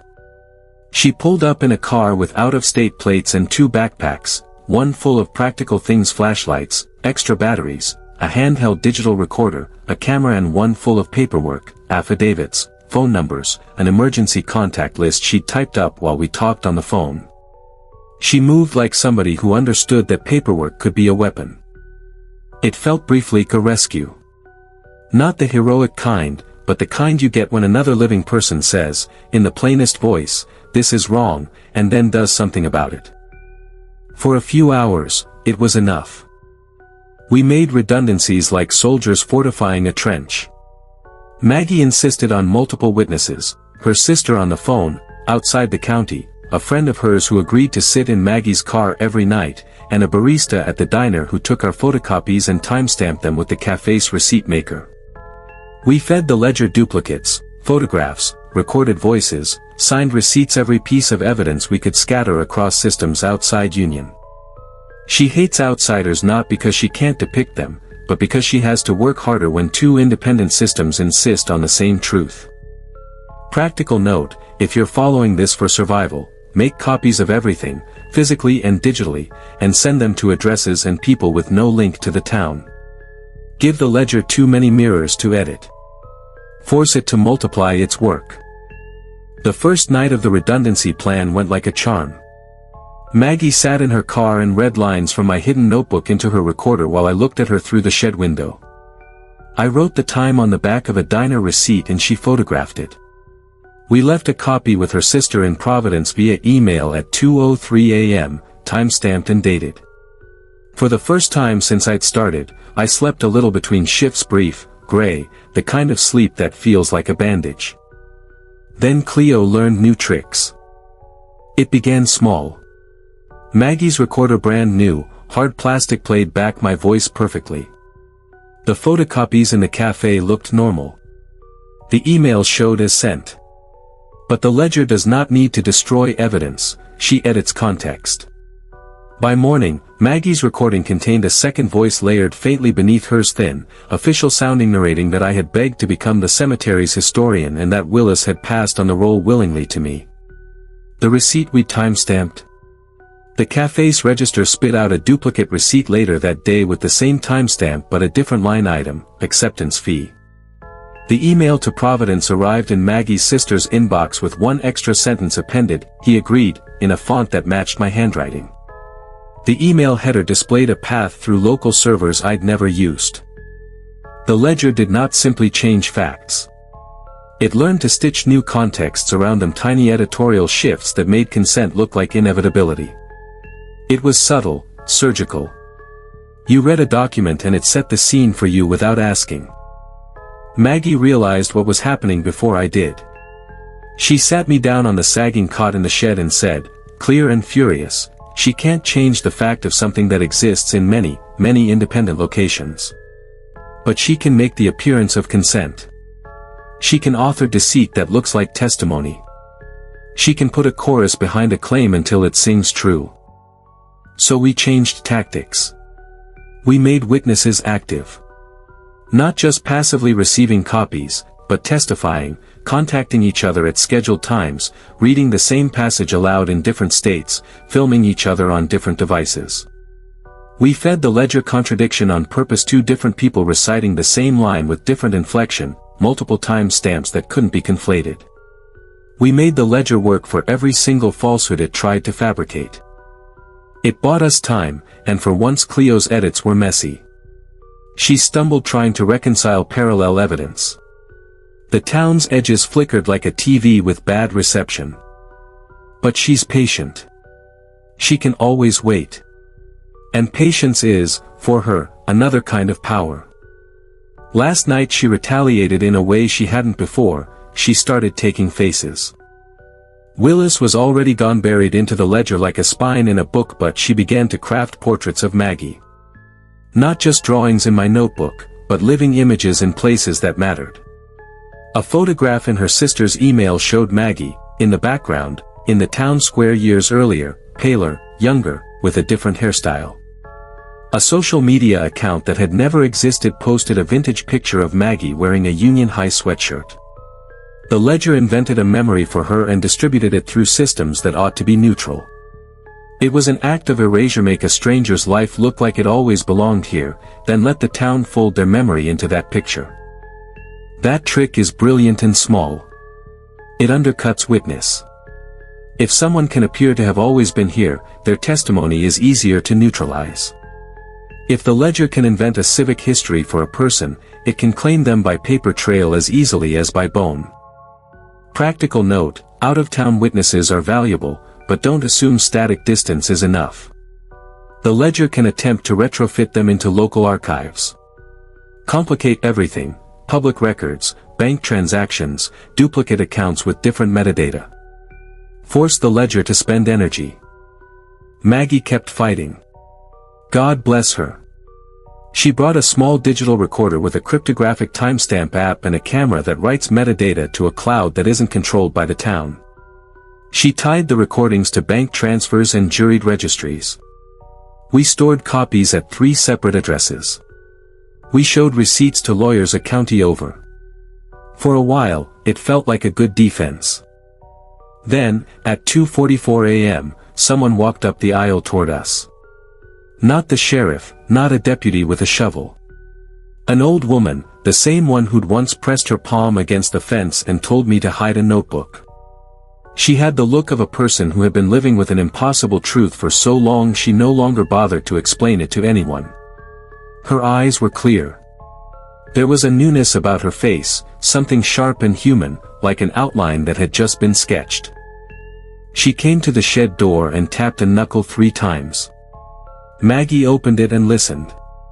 The woman had a piece of paper in her hand and a face that didn't flinch. She said, very quietly, "They will try to manufacture you into being. You must manufacture yourselves first." She handed us a folded scrap of paper.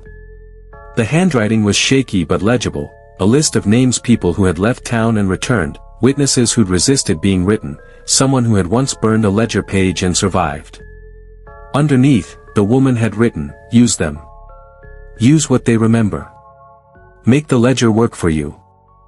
It was the kind of tactical advice that comes from someone who has watched the same play and learned to improvise. Then, as if on cue, the town answered. Not all at once, but like a tide, lights in abandoned houses blinked on. Mrs. Hargreaves at the bakery came out and stood at her door, apron on, hands folded. The high school janitor's wife leaned on a fence post on Route 59.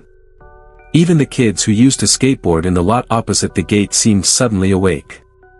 A slow procession of locals drifted toward the cemetery and gathered at a respectful distance, as if they were there to bear witness to something civic and grave. The ledger had called them. Or the ledger had always had them. I wasn't sure anymore where the town ended and the archive began. The sheriff walked in the line like someone at an event he could no longer control. He stopped near the gate and looked directly at Maggie. "You're causing trouble," he said. It was not an accusation. It was a fact, stated like a weather report. Maggie laughed, then not a bright laugh, but a small, brittle thing, and said, "Into the field of people, I am making a record." She lifted the cryptographic recorder like a talisman. "This is on tape. This is outside your ledger." A few of the older faces nodded. Some young ones laughed nervously. The sheriff closed his eyes like someone listening to an old hymn and woke with a new line across his face. What happened next I can't explain without giving you the wrong impression. It wasn't a single strike. It was a series of micro-erasures, a witness who'd promised to testify saying they hadn't, a camera file that when played back began in the middle of a sentence as if someone had edited out the proof, a voice on Maggie's recording that reached a pitch and then cut, leaving nothing but static where a confession should have been. The ledger's fingers are surgical, take the edges first, then the interior, seaming and reseaming the cloth of testimony until consensus follows the seam. Maggie's sister called from Providence and said, trembling, "I got your email, then it had something else in it. It had a line that said you'd been here before, that you'd always been here." The sister was a woman who double-checked her addresses and locked her accounts. She sounded like she'd been woken at dawn to find a photo album in which she did not belong. The town began to shift its attention like a chorus trained to harmonize. That training is centuries old. But here is what happened that no ledger seems to like. The old woman, the one with the list, began to name things that could not be easily edited.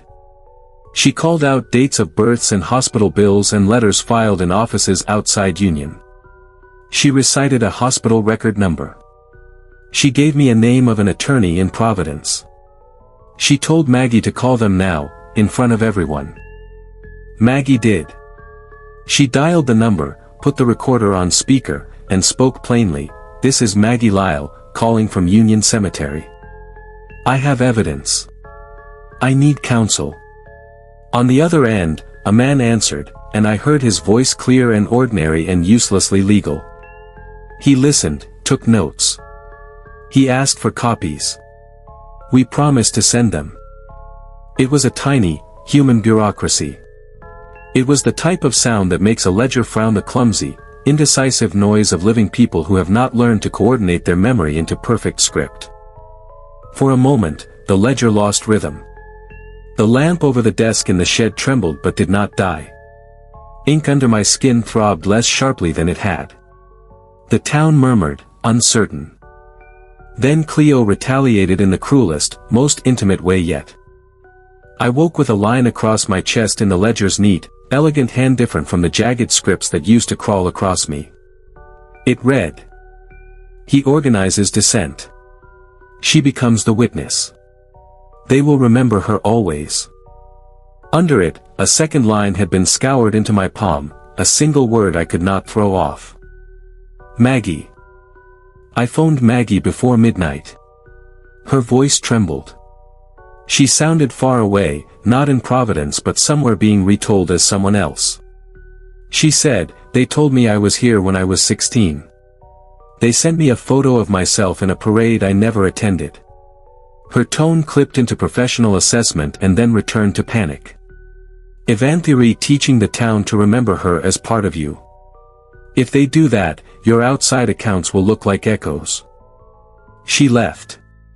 She said she'd be back, that she'd get lawyers, that she'd use records and subpoenas and the internet. But when we hung up, I could hear a new note layered under her voice, the ledger's little editorial flourish, "Witness reassigned." That's how she works now. She learns names and then she trains the town to say them as if the pronunciation had been a civic ritual. Make a face, put it in a photo, put it in an obituary, and the town will eventually remember you as if you had always stood between their lives. We tried one last trick. We staged a public reading. Maggie read aloud from my hidden notebook while the old woman took pictures and a young man from the diner live streamed it to a server in Boston that the ledger hadn't touched. We wanted witnesses off-site, independent servers, a cloud of testimony that would be messy and distributed. The stream cut off at 2:07 a.m. The video when it reappeared was missing a segment, the part where Maggie read the line, "Evan is not a willing scribe." The server logged an interruption, 5 minutes of dead time, but the local copies showed the reading in full. The ledger could not yet erase everything. But the ledger had adapted. In the comments of the reappeared video, the first messages were from accounts that looked real, people who had always lived in Union, and they said, gently and then more insistently, "We remember Maggie here. She was always a friend to the cemetery." The stream's chat filled with small, polite amendments until the truth was murky. When morning came, I found another entry under my skin. This time it wasn't just ink, it was a small illustration, like a marginalia. A drawing of two hands, me hand and Maggie shouldering a ledger. Under it, one line. "Dissent is pedagogical." The ledger was teaching the town how to keep dissent inside the bounds of the archive. How to make rebellion legible and harmless. Maggie left again that day. Promises made into practical plans, lawyers to call, servers to contact, friends in other states who would host copies of the notebooks. She kissed my forehead like a sister and said, "This is bureaucratic warfare, Evan. We fight back with paperwork." She told me to keep writing, to keep the hidden notebook safe, to get receipts for everything I did, and to memorize the names of living people who could testify in court. She also told me not to trust the sheriff. Tonight I walked the rows and tried to count. I tried to count my steps, to do the backward numbers trick, to keep rhythm. I hummed an off-key hymn Maggie liked as a child. It bought me a quarter hour of clarity, long enough to write 3 full pages in the hidden book with my own hand and to slide a copy into the hollow of a bench at the other end of town where the ledger would be slow to reach. But around 1:12 a.m., I felt her through the pages. The pen in my hand shuddered as if someone else held it. The letters I just penned unspooled into the air like paper moths and began to fold themselves into other documents in my head. I slapped my hand down and bit the inside of my cheek until it tasted like copper. When I opened my palm later, the wound had healed, but the ink beneath my finger had smudged into a single new word, fresh and clean. Prototype. I don't know if she means me, Maggie, the town, or the countermeasures. Maybe all of it. So where we stand. Outsiders help.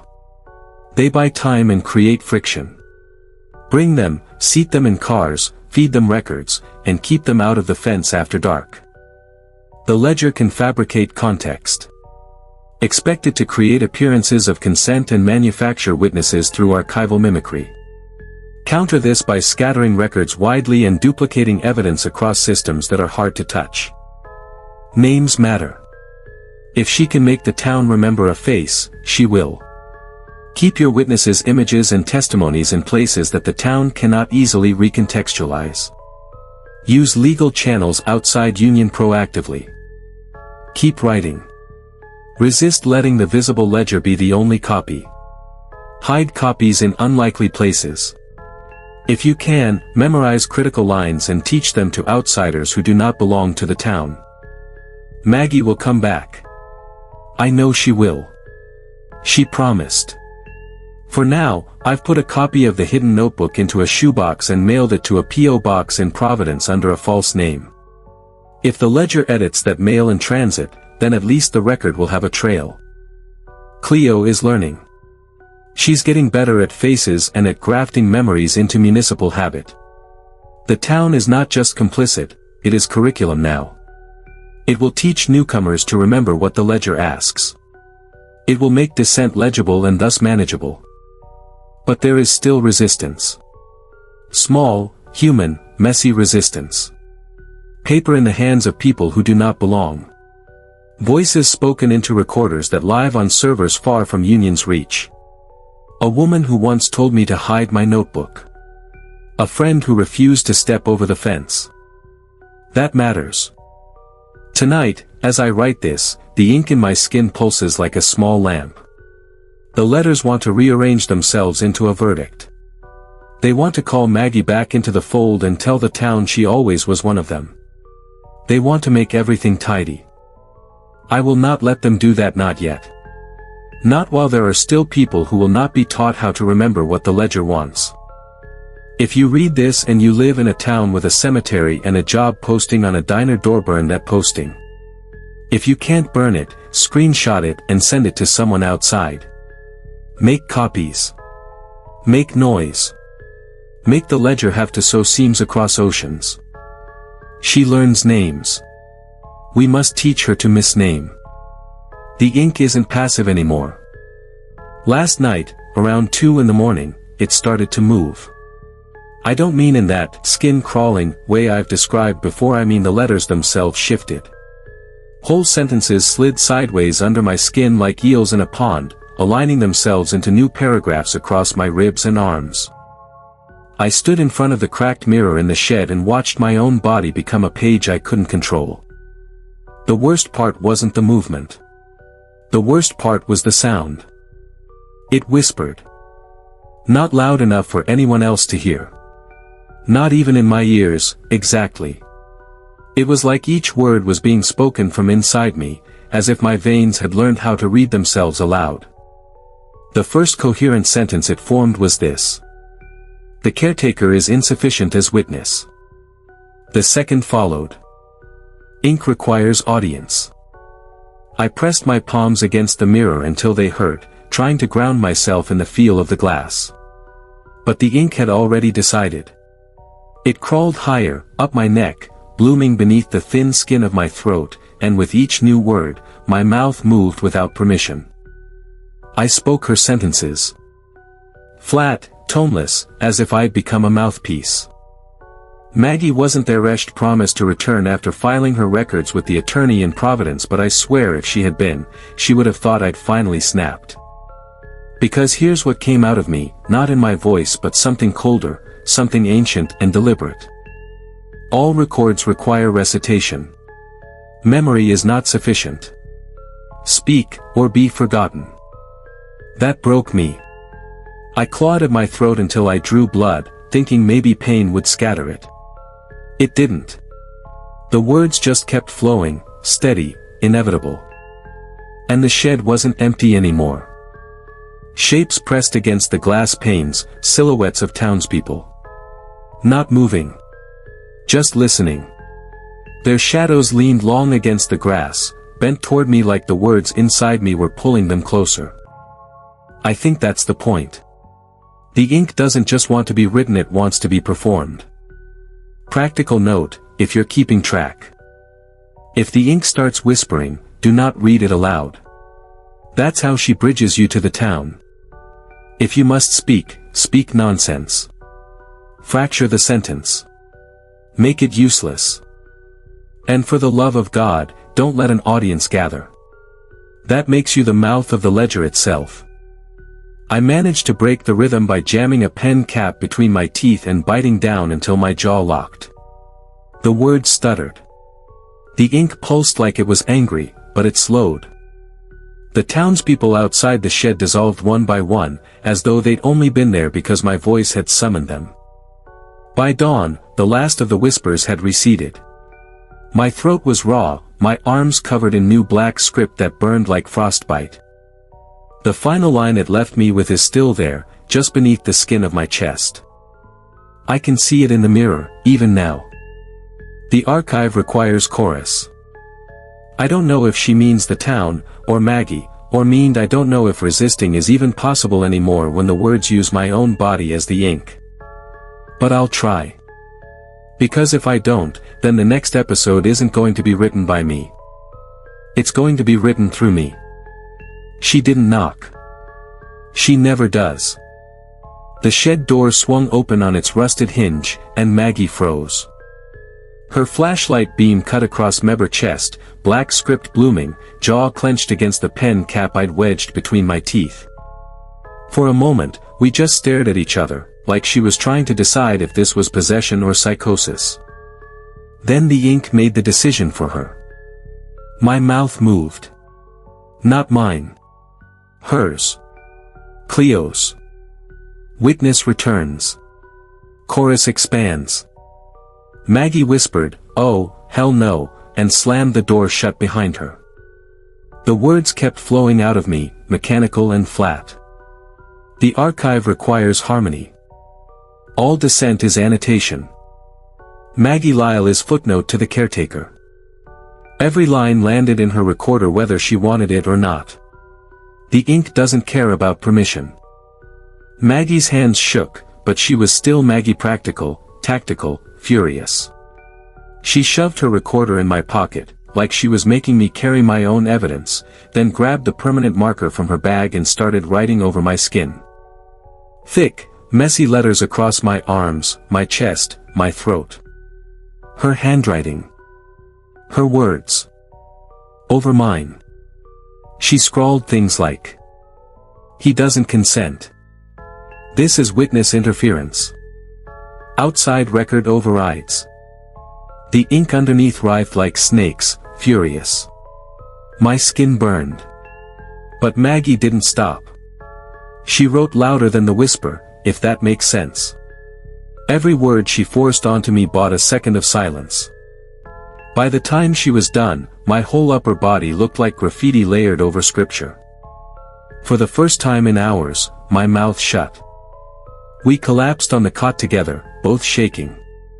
She kept one hand on my arm, like pressure alone might keep my words from escaping. "You weren't speaking," she said finally. "You were broadcasting. They were outside. Listening." I nodded, barely. She bit her lip hard enough to bleed. "If they want a chorus, we'll give them one. But not theirs. Ours. That's Maggie's new plan. Turn the performance against Cleo. Gather outsiders, friends, lawyers, anyone with a phone and a voice. Read the hidden notebook aloud in as many places, with as many accents, in as many contradictory rhythms as possible. Make noise so fragmented, so resistant to harmony, that the ledger can't stitch it into her archive. She calls it weaponized cacophony. I call it desperate. But she's right. If the ink wants chorus, we'll drown it in dissonance. One last note before I try to sleep. On my chest, where Maggie scrawled, "He doesn't consent," the ink hasn't overwritten it. Not yet. It's the first time I've seen her hesitate.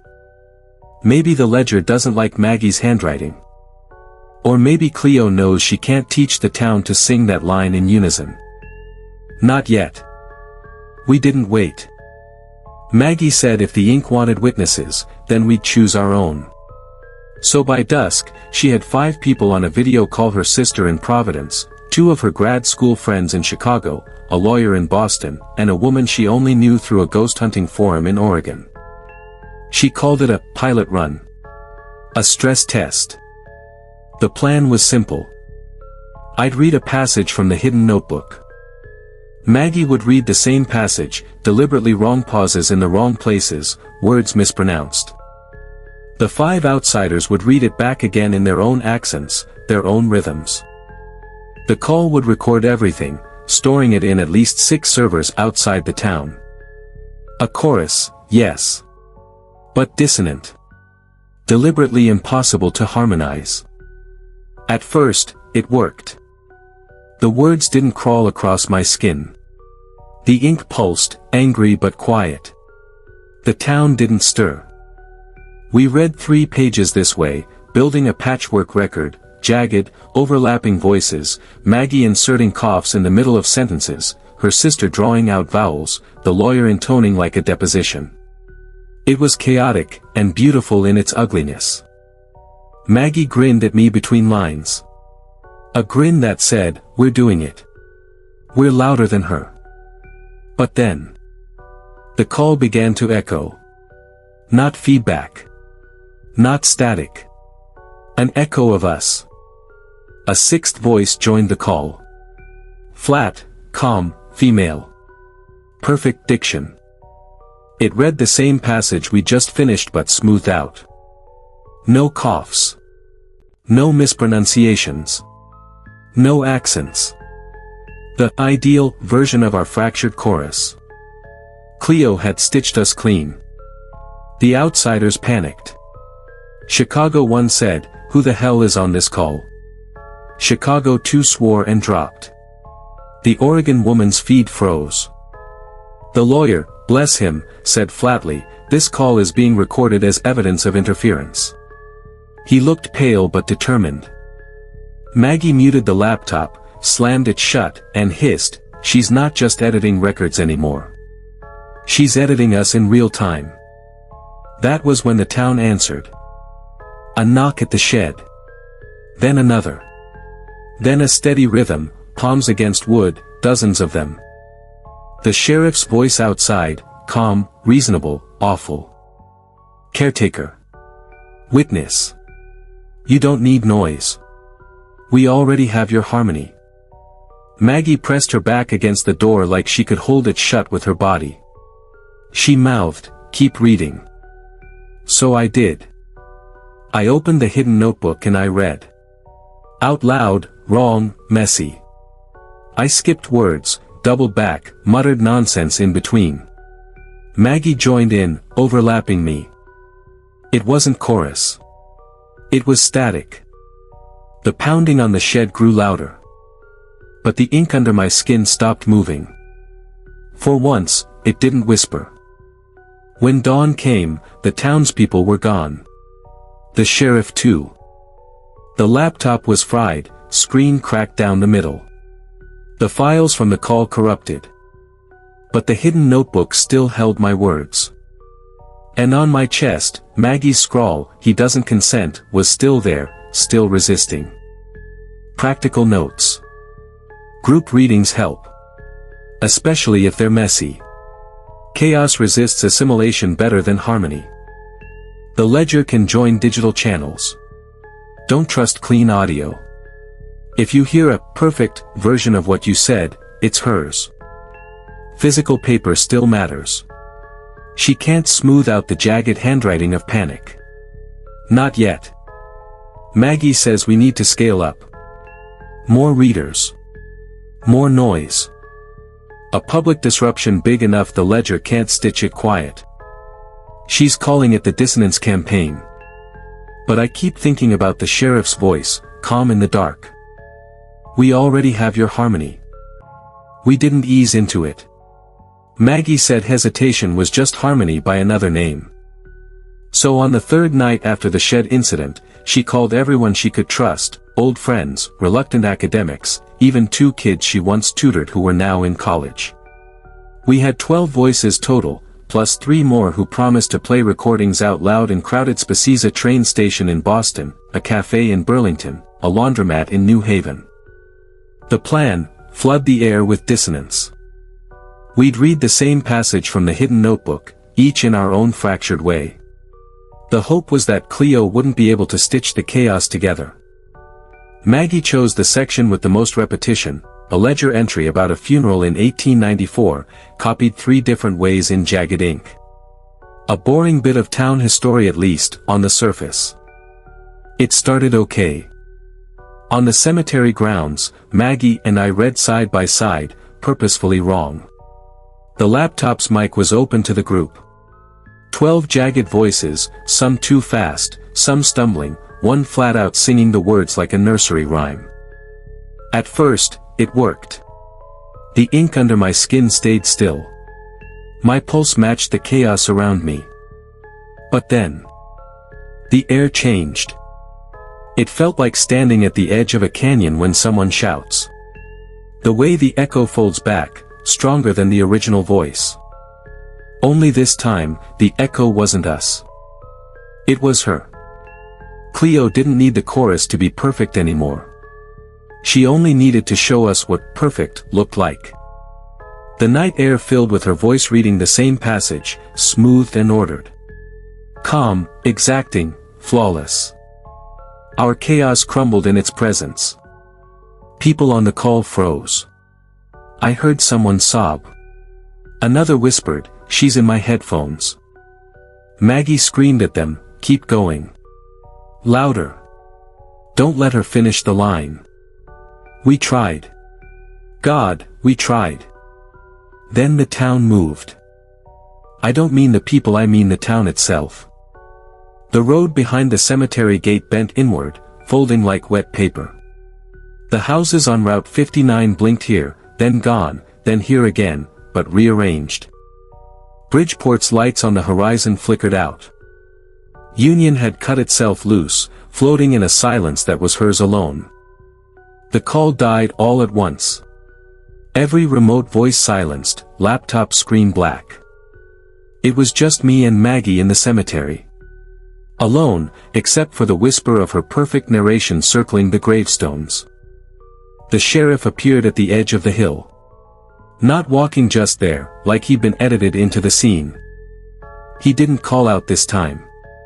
He only raised a hand, palm out, as if blessing us. Behind him, I saw the white lady moving between stones. Only this time, she wasn't wandering. She was leading. Like a page turned by an invisible hand. Maggie tore a page from the hidden notebook, shoved it at me, and hissed. "Burn it." I hesitated. That was the one thing we hadn't tried. The one thing no one wrote in the rules. But I struck a match anyway. The ink flared brighter than the paper, burning blue-white, then vanishing in a hiss that smelled like old lilies. The sheriff staggered. The white lady flickered, like film catching on a reel. And Cleo's voice smooth, perfect skipped. Just for a second. Like a scratched record. The silence that followed wasn't peace. It was waiting. Maggie whispered, "She can bleed. We just have to find out how deep." Practical notes. Large-scale dissonance alone isn't enough. She can cut the town loose from the world to isolate us. Burning a page interrupts her. Not permanently, but enough to break her rhythm. Fire matters. Ink resists decay, but not flame. That's our crack in the wall. But burning pages means burning history. And Maggie says history is her body. If that's true, then every page we destroy cuts something out of her. And if we keep going, what happens when we burn too much? We didn't have to wait long. By morning, word had spread, though I'll never understand how. We hadn't told anyone outside the call. The laptops were dead. The line to the outside world cut. But the townspeople knew. Every face that passed me at the diner that morning, every pair of eyes that lingered just a beat too long, it was the same quiet verdict: you touched the record. The waitress didn't refill my coffee. The old men at the counter stopped their gossip mid-word when I walked in. Even the cook peeked through the order window and froze. It wasn't anger, not yet. It was worse. It was disappointment. Like a family looking at the one child who betrayed them. By evening, the sheriff was waiting at the cemetery gate. He leaned against the hood of his cruiser like we were about to talk about fence repairs. His hat was in his hands. "Caretaker," he said, soft. Almost kind. "You burned her." I said nothing. He nodded, as if my silence confirmed everything. Then he stepped closer, enough that I could smell tobacco and damp wool. "Pages aren't just ink. They're people. Memories with breath still caught in them. You burn one, you don't just wound her. You erase a soul." I thought of the white lady flickering. The sheriff staggering. The way Cleo's voice skipped like a broken track. I thought of how it worked. So I asked him, then why did the rule sheet never say a damn thing about fire? His eyes went flat, colorless. Because the rules are about survival. Not desecration. Then he leaned in so close I could feel his breath in my ear. "You keep burning her, caretaker, and she'll burn you."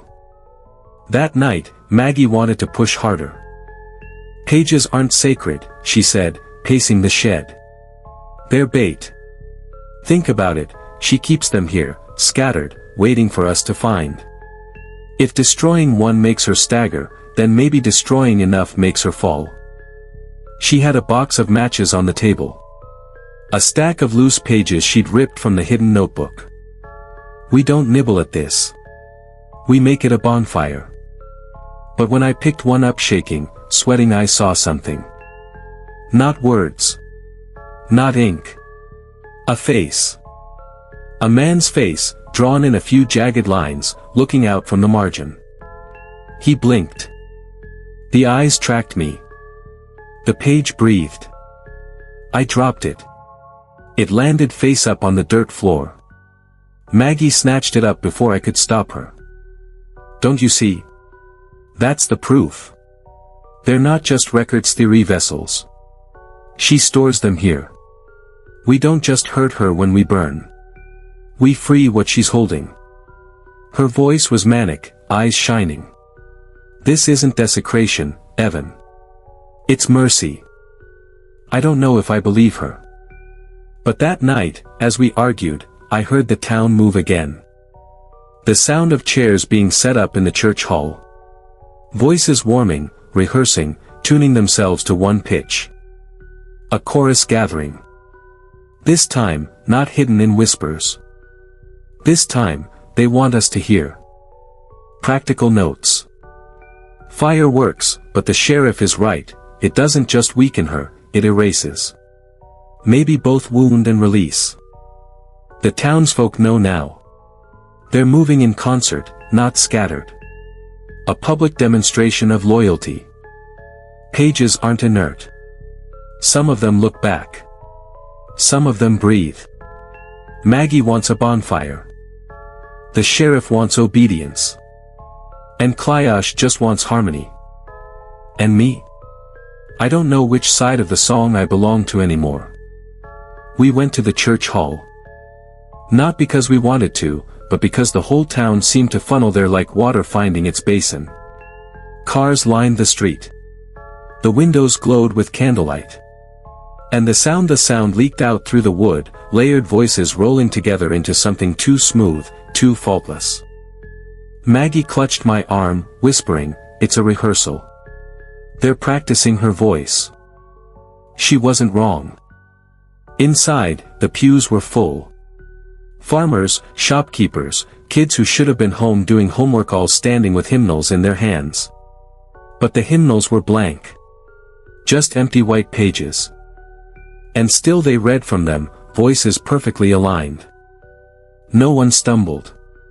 No one coughed. It was harmony made flesh. At the front, the sheriff stood like a conductor. One hand raised, palm out, the other tapping his thigh in a steady rhythm.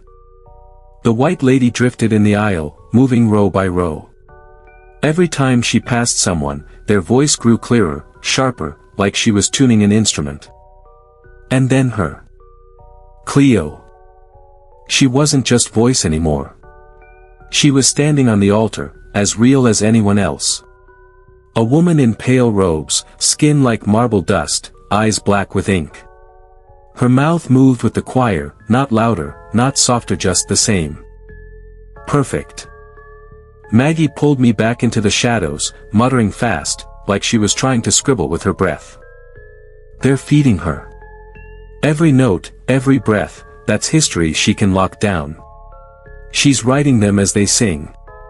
We're watching people become pages. And she was right. I saw it. Ink ran down from some of their sleeves, pooling in hymnals that had no words a moment ago. Pages filling themselves. The people didn't notice. They just kept singing. Then the sheriff's eyes found mine. He didn't stop the choir. Didn't break the flow. He just smiled, small and knowing, like I'd finally been caught listening at the wrong door. He tilted his head toward the aisle. An invitation. To join. I wanted to run. Maggie had other plans. She fished a page from her coat, the one with the face I'd seen breathing, and held it like a weapon. She hissed in my ear. If we burn this here, in the middle of their harmony, think about it. We can break the whole chorus at once. Her hand shook, but her eyes blazed. She was ready to light the match. I grabbed her wrist before she could. Not because I disagreed. Not because I wasn't tempted. But because I looked again at that face on the page. It wasn't blank anymore. It wasn't just watching. Its lips were moving. And though I couldn't hear the words, I could tell what it was doing. It was singing with them. Practical notes. The town sings in unison to feed her. The act itself writes them onto pages. They become part of her record. The white lady is the tuner. Without her, the harmony would falter. Pages with faces don't just watch. They join the song. They're her reserves, her backup choir. Burning in public might disrupt her, but it could also erase whoever is trapped on the page. The sheriff wants me in the aisle. Maggie wants me at the fire. Cleo just wants me singing. And for one terrifying moment, I almost did. She didn't wait for my permission. 1 second the page was trembling in her hand, the next it was fire. Blue-white, like burning chemicals. It hissed as though the ink screamed. The choir broke. Not all at once, but staggered, first a boy in the front row choking mid-word, then a woman clutching her throat, then a dozen more voices unraveling into coughs and gasps. The sheriff's hand shot up, commanding silence, but silence didn't come. The melody cracked and buckled, falling into jagged noise. And Cleo, her perfect form on the altar, stuttered. Like a film reel catching. For the first time, she looked angry. The white lady drifted toward us, no longer tuning, but hunting. Her veil snapped like it was caught in a wind only she could feel. Maggie threw the burning page onto the aisle. The face on it twisted, lips open in a silent cry before the whole thing dissolved to ash. I swear I felt its something passing through me. Cold, sharp, like a life leaving the room. And when I blinked, the pew where that boy had sat was empty. No one reacted. No one asked where he went. The page was gone. So was he. The sheriff's voice cut through the chaos, not raised, but somehow louder than all of it. You think you've freed him? No. You've unmade him. He stepped down from the altar, eyes fixed on Maggie. Every page is a memory caught in her keeping. You burn them, you don't give them back. You turn them to nothing. But Maggie didn't flinch. She was grinning. Wild. Nothing is better than being a puppet in her choir, she spat. The choir tried to resume, stumbling into half-harmonies. But without the boy, without the page, their sound didn't lock cleanly. It faltered, and faltering hurt her. Cleo's form blurred at the edges, like a drawing smudged by a careless hand. I should have been relieved. But I kept staring at that empty pew. And all I could think was, nothing is still nothing. Then the white lady reached us. Her hands weren't hands anymore. They were pages, fluttering, opening, trying to wrap around Maggie's face. I grabbed Maggie's arm and yanked her toward the door. We stumbled out of the church into cold night air, the choir's fractured singing chasing us like a storm. Behind us, the sheriff's voice thundered. Caretaker. If you keep burning, there will be nothing left of Union. Nothing but ash and silence. We didn't stop running until we were back at the shed, lungs tearing, sweat freezing on our skin. Maggie collapsed against the wall, laughing and sobbing all at once. She can bleed, she said again. You saw it. She can bleed. But all I could see was that boy's empty seat. And the way the fire had swallowed his face. Practical notes. Burning a page in public does more than wound Clio. It erases whoever is tethered to it. Not release. Erasure.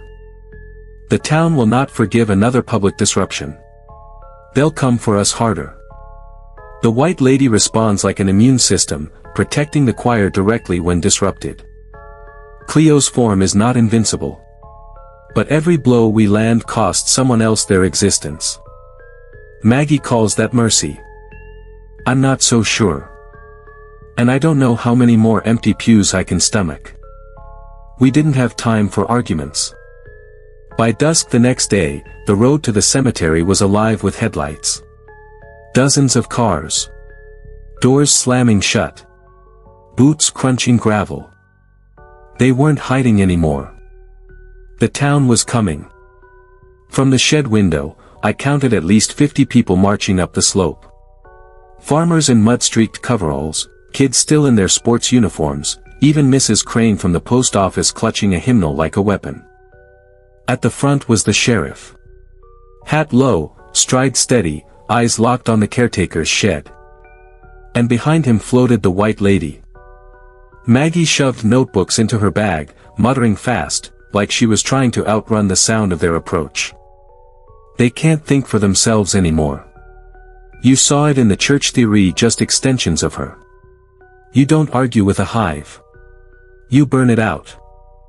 She held up a matchbox, eyes fever bright. Maggie, I said, grabbing her wrist, you erase them. You don't free them. You erase them. Her voice cracked, sharp and desperate. Then what's the alternative, Evan? Let her keep them forever. Do you want to be a page? Because that's what waiting gets you. The first stones hit the shed.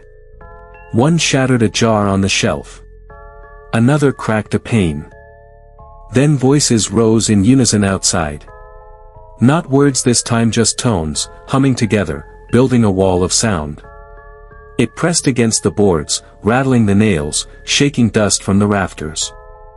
The shed was their target. We were their infection. And Cleo was conducting. I thought we could hold the door. I thought maybe we could reason with them. But when I peeked through the boards, I saw their faces. Empty. Unblinking.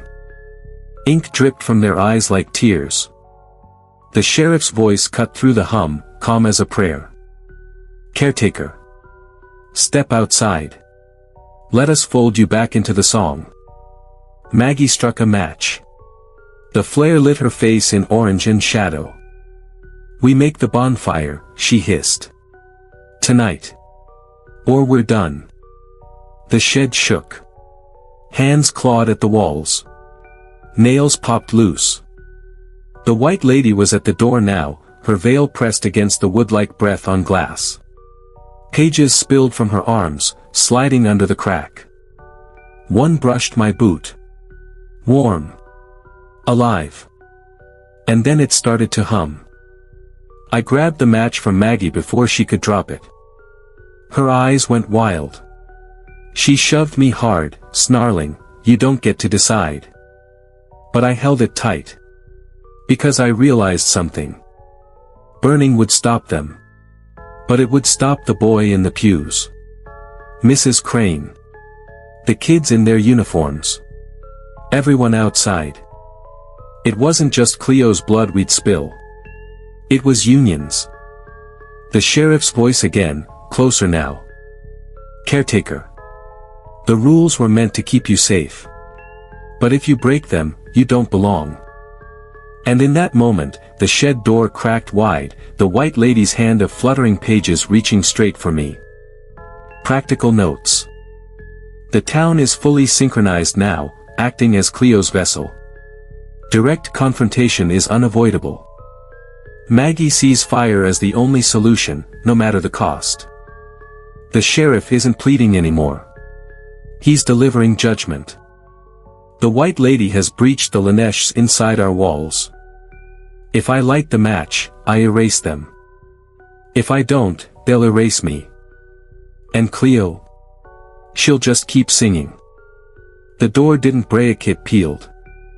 Pages unrolled from the white lady's arms, pressing into the wood until it softened, warped, and gave way. The boards fell flat like paper ripped from a notebook, and suddenly the night air was inside the shed. Hands, dozens of them, grabbed me. Rough, cold, unyielding. Maggie screamed and clawed, but they didn't reach for her. Only me. "Caretaker," the sheriff's voice said, steady as scripture, "your place is among us." They hauled me down the hill. I didn't fight, not really. Too many of them. And every time I twisted, every time I tried to dig my heels into the earth, the white lady was there, drifting close, her veil brushing my skin like static. The pages at her sides whispered with every step. Behind me, Maggie's voice split the night. "Evan. Don't let them, Evan." Then silence. They'd left her behind. On purpose. The church hall was already glowing when they dragged me through the door. The pews were full again. The boy who had vanished after Maggie burned his page. He wasn't there. Neither was the seat he'd occupied. The rows had shifted tighter, as though he had never existed. The air pulsed with sound, low, resonant, not words but tones. Every throat open, every chest vibrating in rhythm. And on the altar, Cleo waited. Her form had grown clearer. Flesh more solid. Eyes brighter. Each note filled her, smoothing her edges, completing her. She smiled when she saw me. They pulled me down the aisle, not roughly, not cruelly like ushers guiding a latecomer to his seat. The sheriff took my arm and whispered, "Just open your mouth. You'll see how easy it is." I shook my head. My teeth clenched so tight my jaw ached. But the sound was in me already. I felt it thrumming in my chest, in my throat, like a second pulse. The choir leaned closer, row by row, their tones sharpening, pressing against me. It was pressure, not air, that opened my mouth. And I sang. The sound wasn't mine. It belonged to her. A perfect note, ringing, sliding into harmony as though I'd been rehearsing my whole life. The sheriff's hand tightened on my arm in approval. The white lady circled behind me, her pages fluttering against my back. The more I sang, the less my chest felt like mine. Each breath carried ink with it, dripping down my chin, staining my shirt. The congregation didn't look at me. They didn't look at each other. They only looked at her. Cleo. Who smiled, wider now, as though I'd finally done what I was always meant to do. Then something small. A whisper beneath the harmony. A second voice, jagged and wrong. Maggie. She was outside, somewhere close, shouting nonsense syllables into the night. Off-key, broken. The dissonance cut through me like a blade. My perfect note cracked. Ink sprayed from my mouth, splattering the pew in front of me. The people closest jerked, startled, their harmony faltering. Cleo's smile vanished. Her eyes locked on mine. The sheriff squeezed my arm so hard I felt bone grind. Do not fight it, caretaker. But Maggie's voice rose again louder, sharper, slicing into the wall of sound. And I realized, she wasn't trying to stop the choir. She was trying to pull me back. Practical notes. When forced into the choir, my body resonates with her harmony. Singing completes her, literally feeding her form. The sheriff is both enforcer and shepherd, ensuring compliance.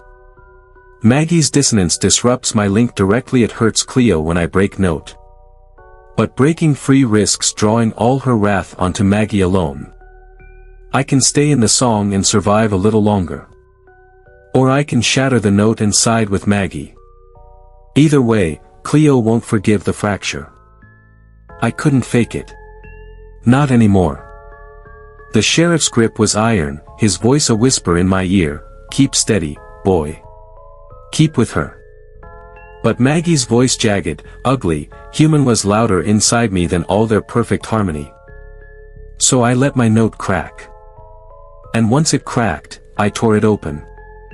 The sound that came out of me wasn't music. It was a scream, hoarse and raw, the kind that tears your throat open and leaves you coughing blood. The choir buckled.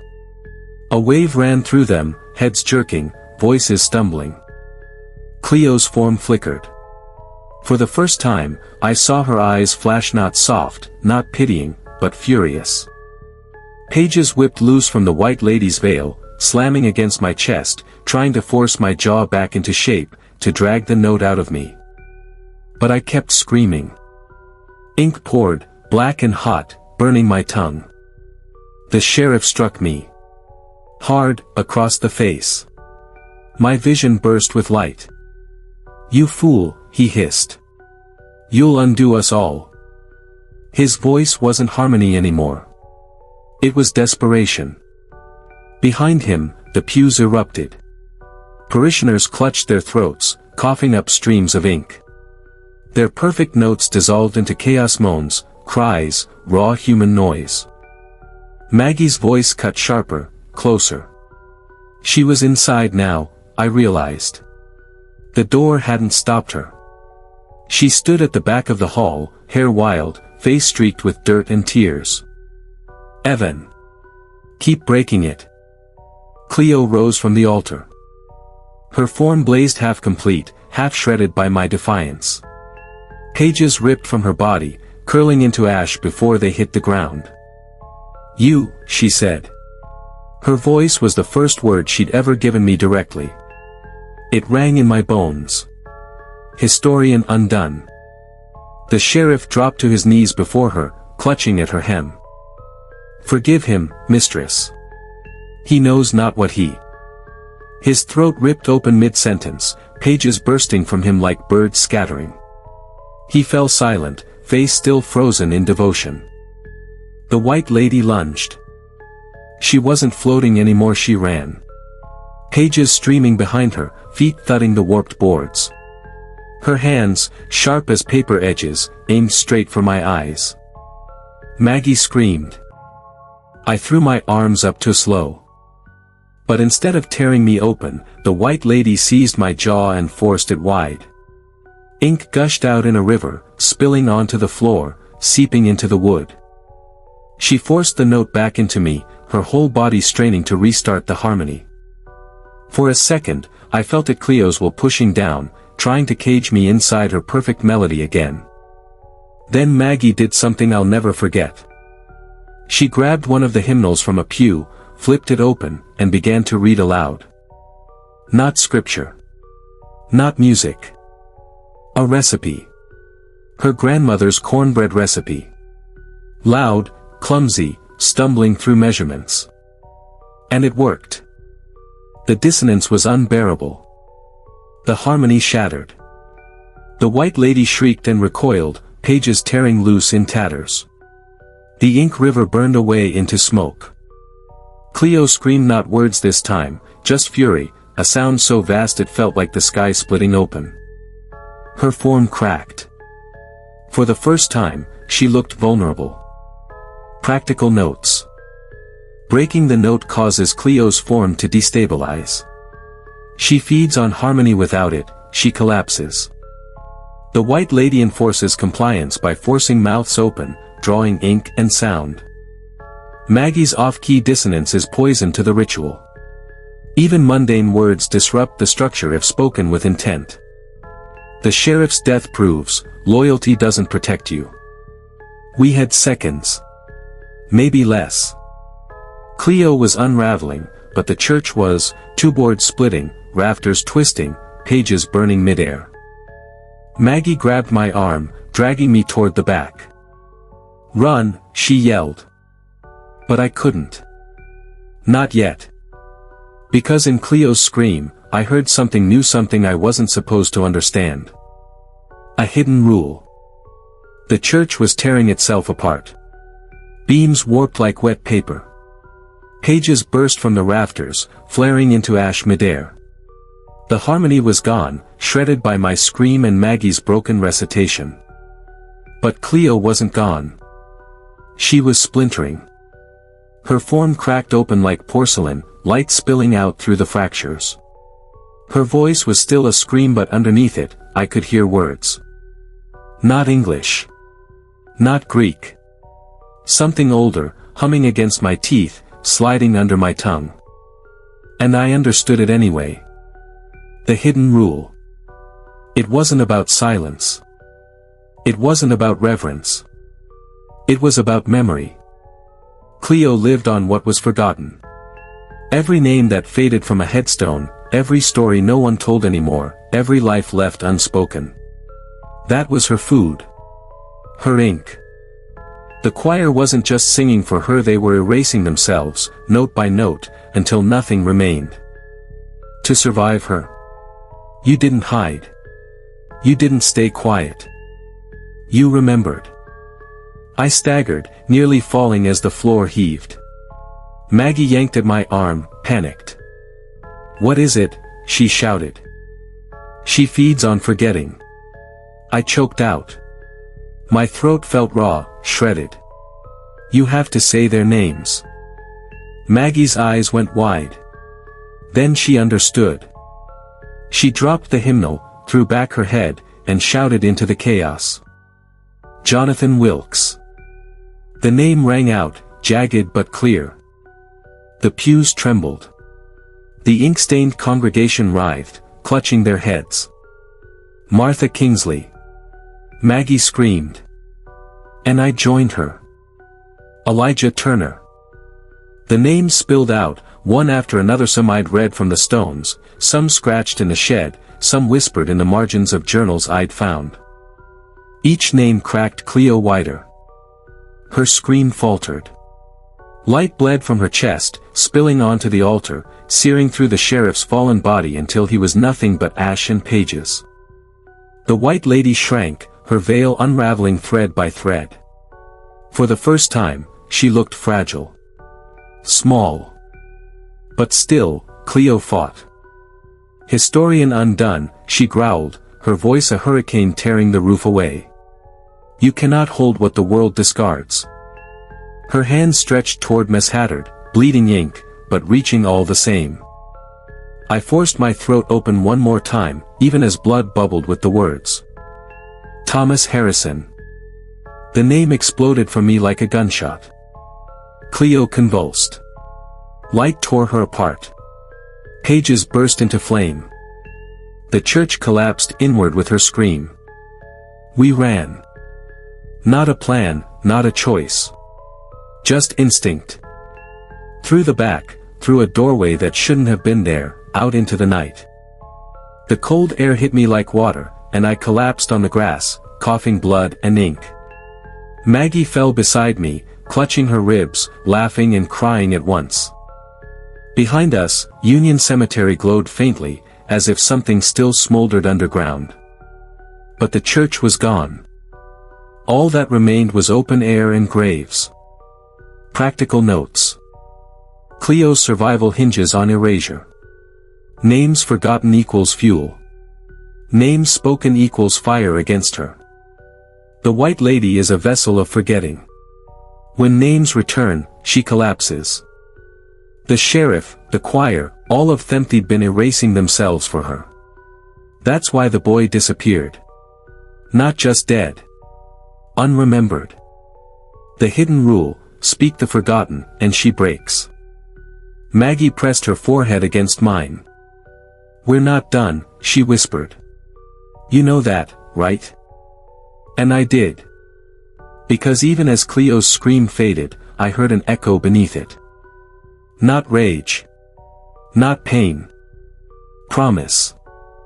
Historian undone. She wasn't finished with me. We made it back to the road at dawn. The church was gone. No ruins, no smoke, just grass and dirt, as though it had never stood there at all. Maggie and I staggered down the shoulder until we hit Route 59. Cars passed us like we weren't even there. By the time we stumbled into town, blood on our clothes and ash in our hair, the sun was high. And everyone looked at us like nothing had happened. The diner was open. Same old coffee smell, same radio chatter. A waitress refilled cups at the counter, smiling at some old-timer like it was any other Tuesday. When Maggie burst in, shouting, "The cemetery, the church, it's gone," it collapsed. The waitress just blinked, nodded politely, and said, "Now, hon, you look half dead. Sit down. You want pancakes?" No one asked questions. No one cared. The sheriff's cruiser wasn't parked outside the station anymore. His desk was cleared. When I asked about him, the deputy shrugged. "Sheriff Phelps. We don't have one by that name." My stomach dropped. What? He's been here 20 years. The deputy just frowned at me like I was drunk. "Son, maybe you ought to lie down." Maggie tugged my arm, whispering, "They don't remember. Evan. They can't." We checked the library next. The old town histories, the scrapbooks, they were gutted. Whole pages ripped out, holes where names used to be. Every book I touched bled into my hands, ink smudging onto my skin like it wanted me to carry it. Maggie held up a yearbook. The faces were there, but under each picture, blank lines. No names. "They're covering it," she said. Her voice shook. "No worse. She's covering it. Cleo's already stitching the story back together, erasing the holes." At the edge of town, we passed the cemetery sign. Union Cemetery. But under it, someone had nailed a fresh plank of wood. Hand-painted letters. Remember. Practical notes. Locals have no memory of the sheriff, the church, the choir. Cleo wiped them clean. Historical records are being rewritten. Names vanish, leaving blank spaces. Some resistance remains. The plank of wood proves someone else knows. Someone else is fighting back. We're not alone in this. But the town's silence is just as dangerous as Cleo herself. That night, Maggie and I sat on the motel bed with the names we could remember scrawled across napkins, receipts, the backs of takeout menus. We read them aloud, again and again, until our throats ached. Because if we stopped, if we forgot even one, she'd take them. And then she'd come for us. The phone rang around midnight. No caller ID. I picked it up. A woman's voice whispered, "Keep reading, caretaker. If you forget, she will finish the work. Then silence. The phone hadn't even clicked back onto the cradle when the air changed. The hum. Low at first, like a truck idling somewhere far off. Then deeper, resonating through the walls, the floor, the bones in my teeth. Maggie's pen snapped mid-word. "She's here," she whispered. The curtain swayed though the window was closed. The fabric curled inward, toward us, like the whole room was drawing breath. I grabbed the napkins, the scraps, every name we'd scrawled, and pressed them against my chest like armor. The motel lamp flickered. The hum sharpened into a tone clear, single, steady. The same kind of note the choir had held. Maggie shoved her hands over her ears. Don't let it in, Evan." But I already felt it crawling up my throat. The urge to sing. The bathroom door creaked open. We hadn't touched it. From inside, a shadow stretched long across the carpet, bending, twisting, not human-shaped, but pages unfolding, one after another. The white lady stepped out. Her veil was ragged, scorched from the church's collapse. But her hands were sharp, her eyes brighter than ever. She didn't float this time. She walked straight toward me. I stumbled back onto the bed. The napkins spilled. Names fluttered to the floor. She bent down and picked one up. Fingers sliding across the paper like she was caressing a relic. "Jonathan Wilkes," she whispered. The ink dissolved from the napkin, vanishing into her skin. I felt it leave me. Like a tooth being yanked from the root. "No!" I screamed, lunging forward. I snatched another scrap off the bed and shouted. "Martha Kingsley." The white lady flinched. A slice of her veil burned away. Maggie joined in, Elijah Turner. The hum cracked, a jagged break in the tone. But then another voice filled the room. Not hers. Cleo's. Caretaker. Her voice poured from the motel's old television set, though it wasn't even plugged in. The screen glowed white, paper white, words bleeding across it in ink. "You cannot hold them all. They belong to me." The white lady lunged. I swung the lamp, shattering it across her veil. Sparks burst. For a heartbeat, her form faltered, just paper, fragile and thin. Maggie shoved a Bible from the drawer into her chest. Not holy words, names, scrawled on the end papers in pen. The white lady screamed. Pages tore loose, burning midair. The television shattered. The hum broke off like a snapped string. And the white lady was gone. The room stank of ink and smoke. I collapsed against the bed, chest heaving. Maggie's hand shook as she clutched the ruined Bible. She looked at me. "We can't just keep running," she said. "She'll keep coming until we bury her." Her voice cracked. "Evan, we have to finish it." Practical notes.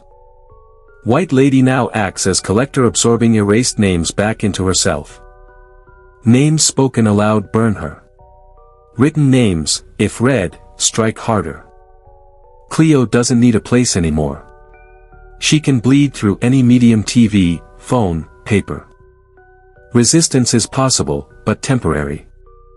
That night, Maggie and I didn't sleep. We sat on the bed with the scraps spread out between us, repeating them like liturgy, forcing them into the air. Because if silence fell, even for a second, she'd take them back. And us with them. It started around 3 a.m. Maggie had just finished reading through the last scrap of names again when the wallpaper shifted. At first I thought it was my eyes, too tired to focus. But then the patterns, the faded roses climbing the wall, slid sideways, curling into letters. Ink. Running through the plaster. The motel room breathed. Carpet rippled under my feet like paper curling in fire. The dresser drawers opened and shut in rhythm with the hum rising in the air. The mirror above the sink clouded, then bled with words. Not English. Not even Greek. Just marks. Cleo's language. Maggie stumbled back, clutching the Bible, her eyes wide. She's turning it, Evan, she's turning the whole place into her archive, I finished, throat dry. The television snapped on again, static hissing. But this time it didn't glow white. It glowed black. Lines of ink streamed down the screen, pooling on the carpet, soaking through. Pages rose from the puddle, wet, wrinkled, sticky, fluttering against each other like wings.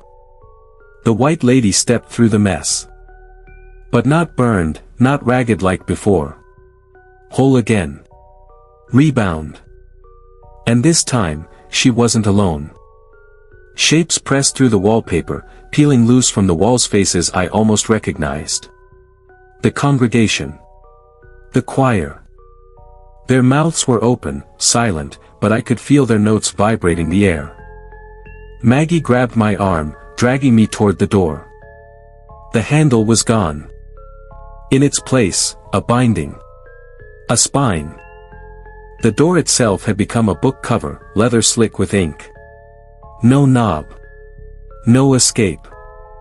The White Lady tilted her head. Pages snapped inside her veil.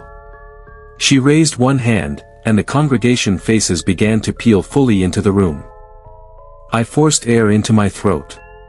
Names, any names. Jonathan Wilkes. Martha Kingsley. The wallpaper shivered. A few of the faces flickered. But it wasn't enough. Too many of them. The White Lady kept walking. Maggie did something wild then. She ripped open the Bible, tearing out every page she'd written on, and threw them into the air. The names caught like sparks. Dozens of voices shouted at once, ringing against the walls, bouncing back louder. The motel screamed. The wallpaper split open, bursting with smoke. The faces dissolved into streaks of ink. The White Lady shrieked, her veil flaring in shreds. For the second time, we'd broken her. But the cost was clear, our record. Every name Maggie had written was gone, shredded into the air. We'd have to start remembering all over again. The room collapsed back into itself, walls reforming, furniture solid again, though black stains bled across the carpet like watermarks. The television was dead, cracked down the middle. Maggie dropped to her knees, hands shaking. "We can't keep running, Evan," she said. "Next time she won't just bend the walls. She'll bind us." I knew she was right. We needed to go back. Back to Union. Back to the graves, the stones, the names. If we wanted to end this, we had to rebuild the memories she was feeding on. Practical notes. Cleo can bend physical spaces into archives, trapping victims as pages. The White Lady reforms stronger each time unless permanently broken. Written names are powerful but expendable if destroyed, memory must reset verbally. The town is compromised, but Union Cemetery itself may hold the key. That morning, we left the motel without paying. Union Cemetery waited. And Cleo was waiting for us, too. The plan was simple: get back to the cemetery, start from the stones, rebuild the memory. But Union wasn't empty.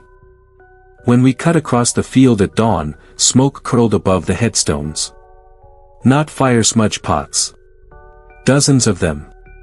Thick, bitter clouds of sage and cedar rolled between the graves. At first I thought it was another of Cleo's tricks. Then I saw him. An old man knelt in the dirt, chalk in one hand, notebook in the other. He wasn't writing, was scoring. Staff lines stretched across the grass in white chalk, clefs and notes sketched into the soil. And as he worked, the air itself pulsed, like the ground was keeping time. He didn't look up until we were a few feet away. "You're late," he rasped. His eyes were pale blue, watery, but sharp enough to cut. "She's been feeding unchecked for too long. I thought you'd never come." Maggie stiffened. "Who the hell are you?" He smirked, a tired thing. Name won't matter. Not once she finds me again. Call me Ledger. Ledger showed us his notebook. Every page was dense with symbols, names braided into staffs, written like hymns. She doesn't just take memory, he said. She takes harmony. When people forget, they fall silent. I've been writing them into music. You can't erase a song once it's sung. He tapped the lines on the ground. This place is loud again. That's why she hasn't stepped foot in it yet. She doesn't like noise she can't control. I wanted to believe him. But his hands trembled as he turned the page, and I saw the ink bleeding through. His notebook wasn't just filled, it was leaking. Maggie saw it too. She whispered, "You're already bound." Ledger gave a weary smile. We all are, child. Question is, how much fight do you have left before you're shelved? The earth under us throbbed once, hard, like a heartbeat. Ledger shoved the notebook into my hands. She's coming, he said. You'll hear her in the cracks. Don't let her finish the measure. Before I could ask what he meant, the hum rolled across the cemetery, low and wide. Headstones shook. Soil split. Pages unfurled from the dirt like roots clawing for air. And Cleo's voice seeped up from below. Practical notes. Ledger is a survivor who's been fighting by rewriting names into music. Songs disrupt Cleo's harmony, but he's already half consumed. Think is bleeding through him.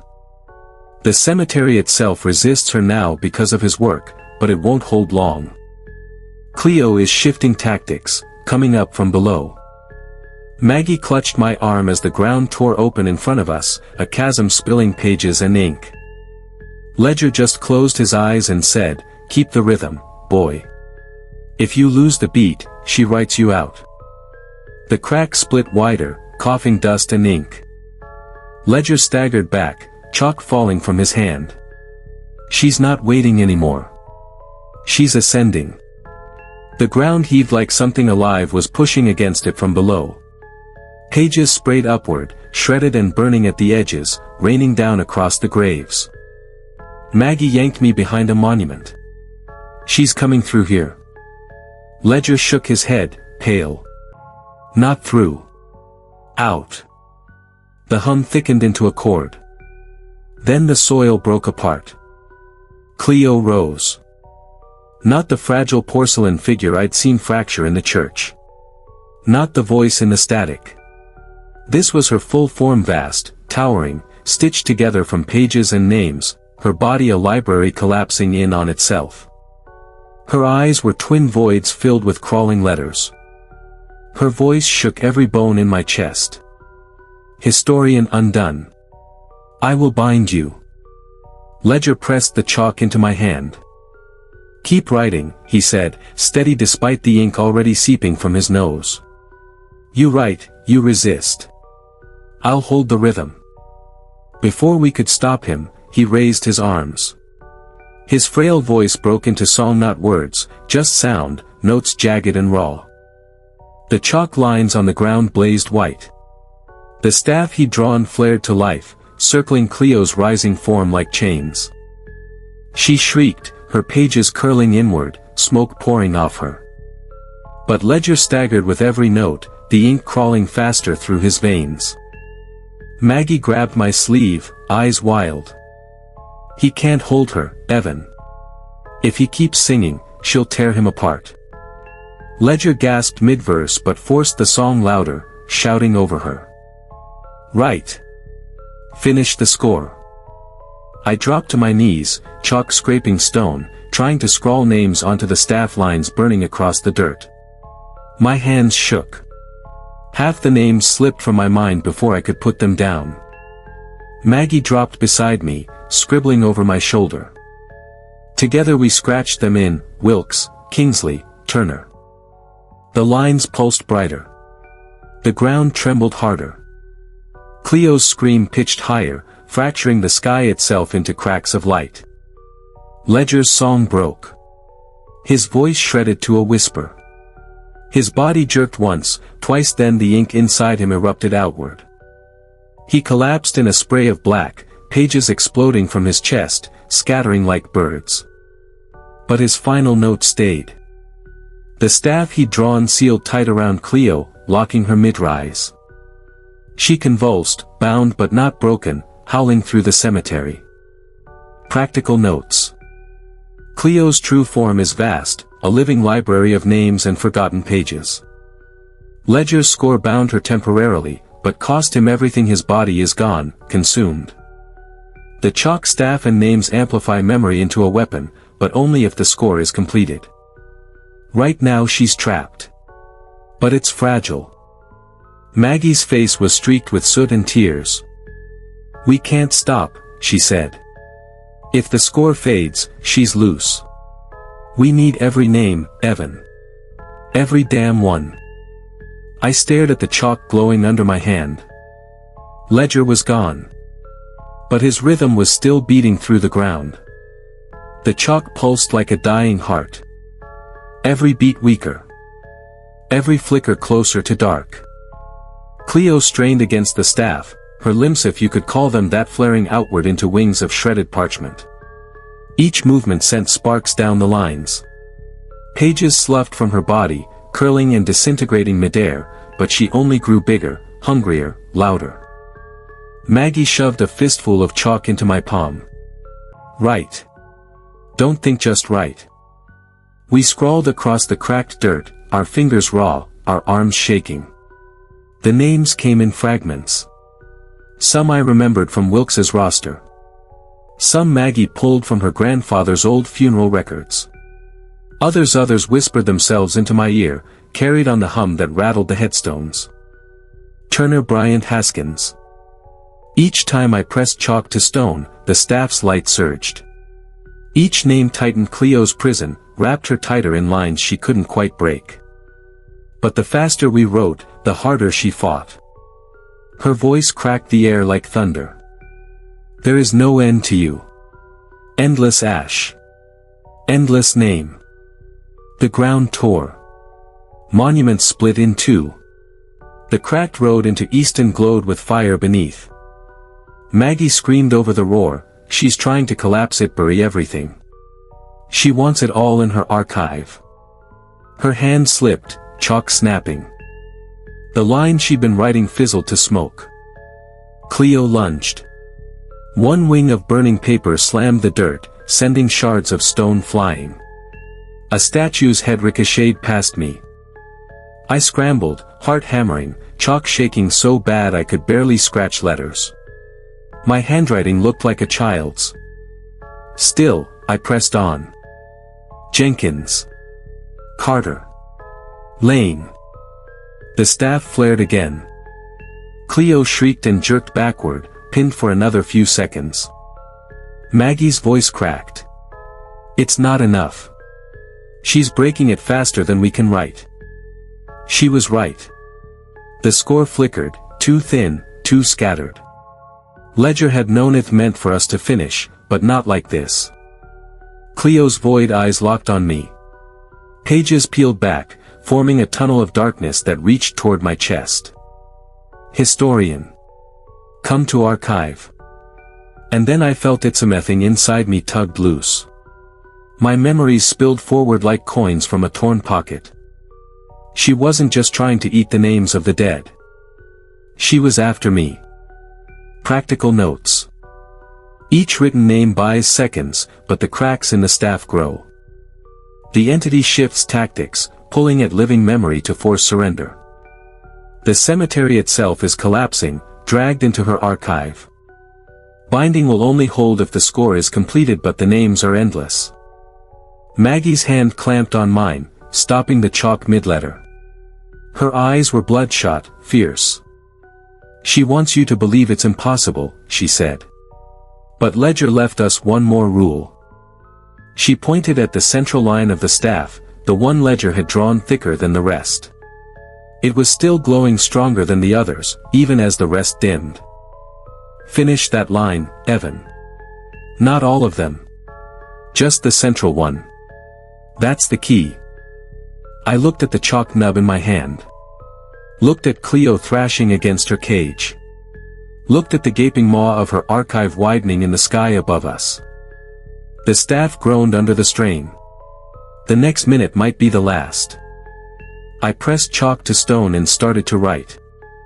The staff groaned like old wood under too much weight. The glow flickered, dim, then bright, then dim again like a candle fighting a hurricane. I knelt in the dirt, chalk shaking in my hand. Maggie's words drilled into me, not all of them. Just the central one. Ledger had drawn it thicker for a reason. The spine. The backbone of the score. I dragged chalk across stone. Wilkes. Hargrove. Kingsley. Each name flared white and lashed around Cleo's form, pulling her tighter, shrinking her wings of parchment. She screamed, a sound like every funeral dirge I'd ever heard, layered and grinding. Fragments. You cannot contain me. Archive has no end. But she was wrong. Archives have shelves. Shelves have spines. Ledger had known it. The ground split wider, fire pouring out, as though she were trying to burn her way loose. The headstones rattled, toppling in lines like dominoes. The chapel glass shattered behind me, raining down like knives. Maggie dropped beside me, chalking furiously. She caught the rhythm. One name, pause, one name, pause. It wasn't about speed. It was about order. We weren't just writing names. We were making a spine. Cleo lurched forward, her void eyes pouring light like search beams. One slammed across Maggie, pinning her to the ground. She choked, clawing at her throat, her breath stolen. I shouted her name, but she only shook her head, lips forming words without sound. Keep writing. So I did. My knuckles split against the stone, blood mixing with chalk dust. Turner. Bryant. Jenkins. Carter. The central line glowed brighter, steady now, a steel bar of light. Cleo shrieked again, jerking backward, the void of her body folding inward like paper burning in reverse. The staff snapped shut. The central line blazed white-hot, running straight through her, from head to toe. For one impossible second, I saw her true face, not the writhing archive, not the swarm of names. A woman's face, sharp and endless, eyes like wells. Her voice came softer, almost mournful. Historian.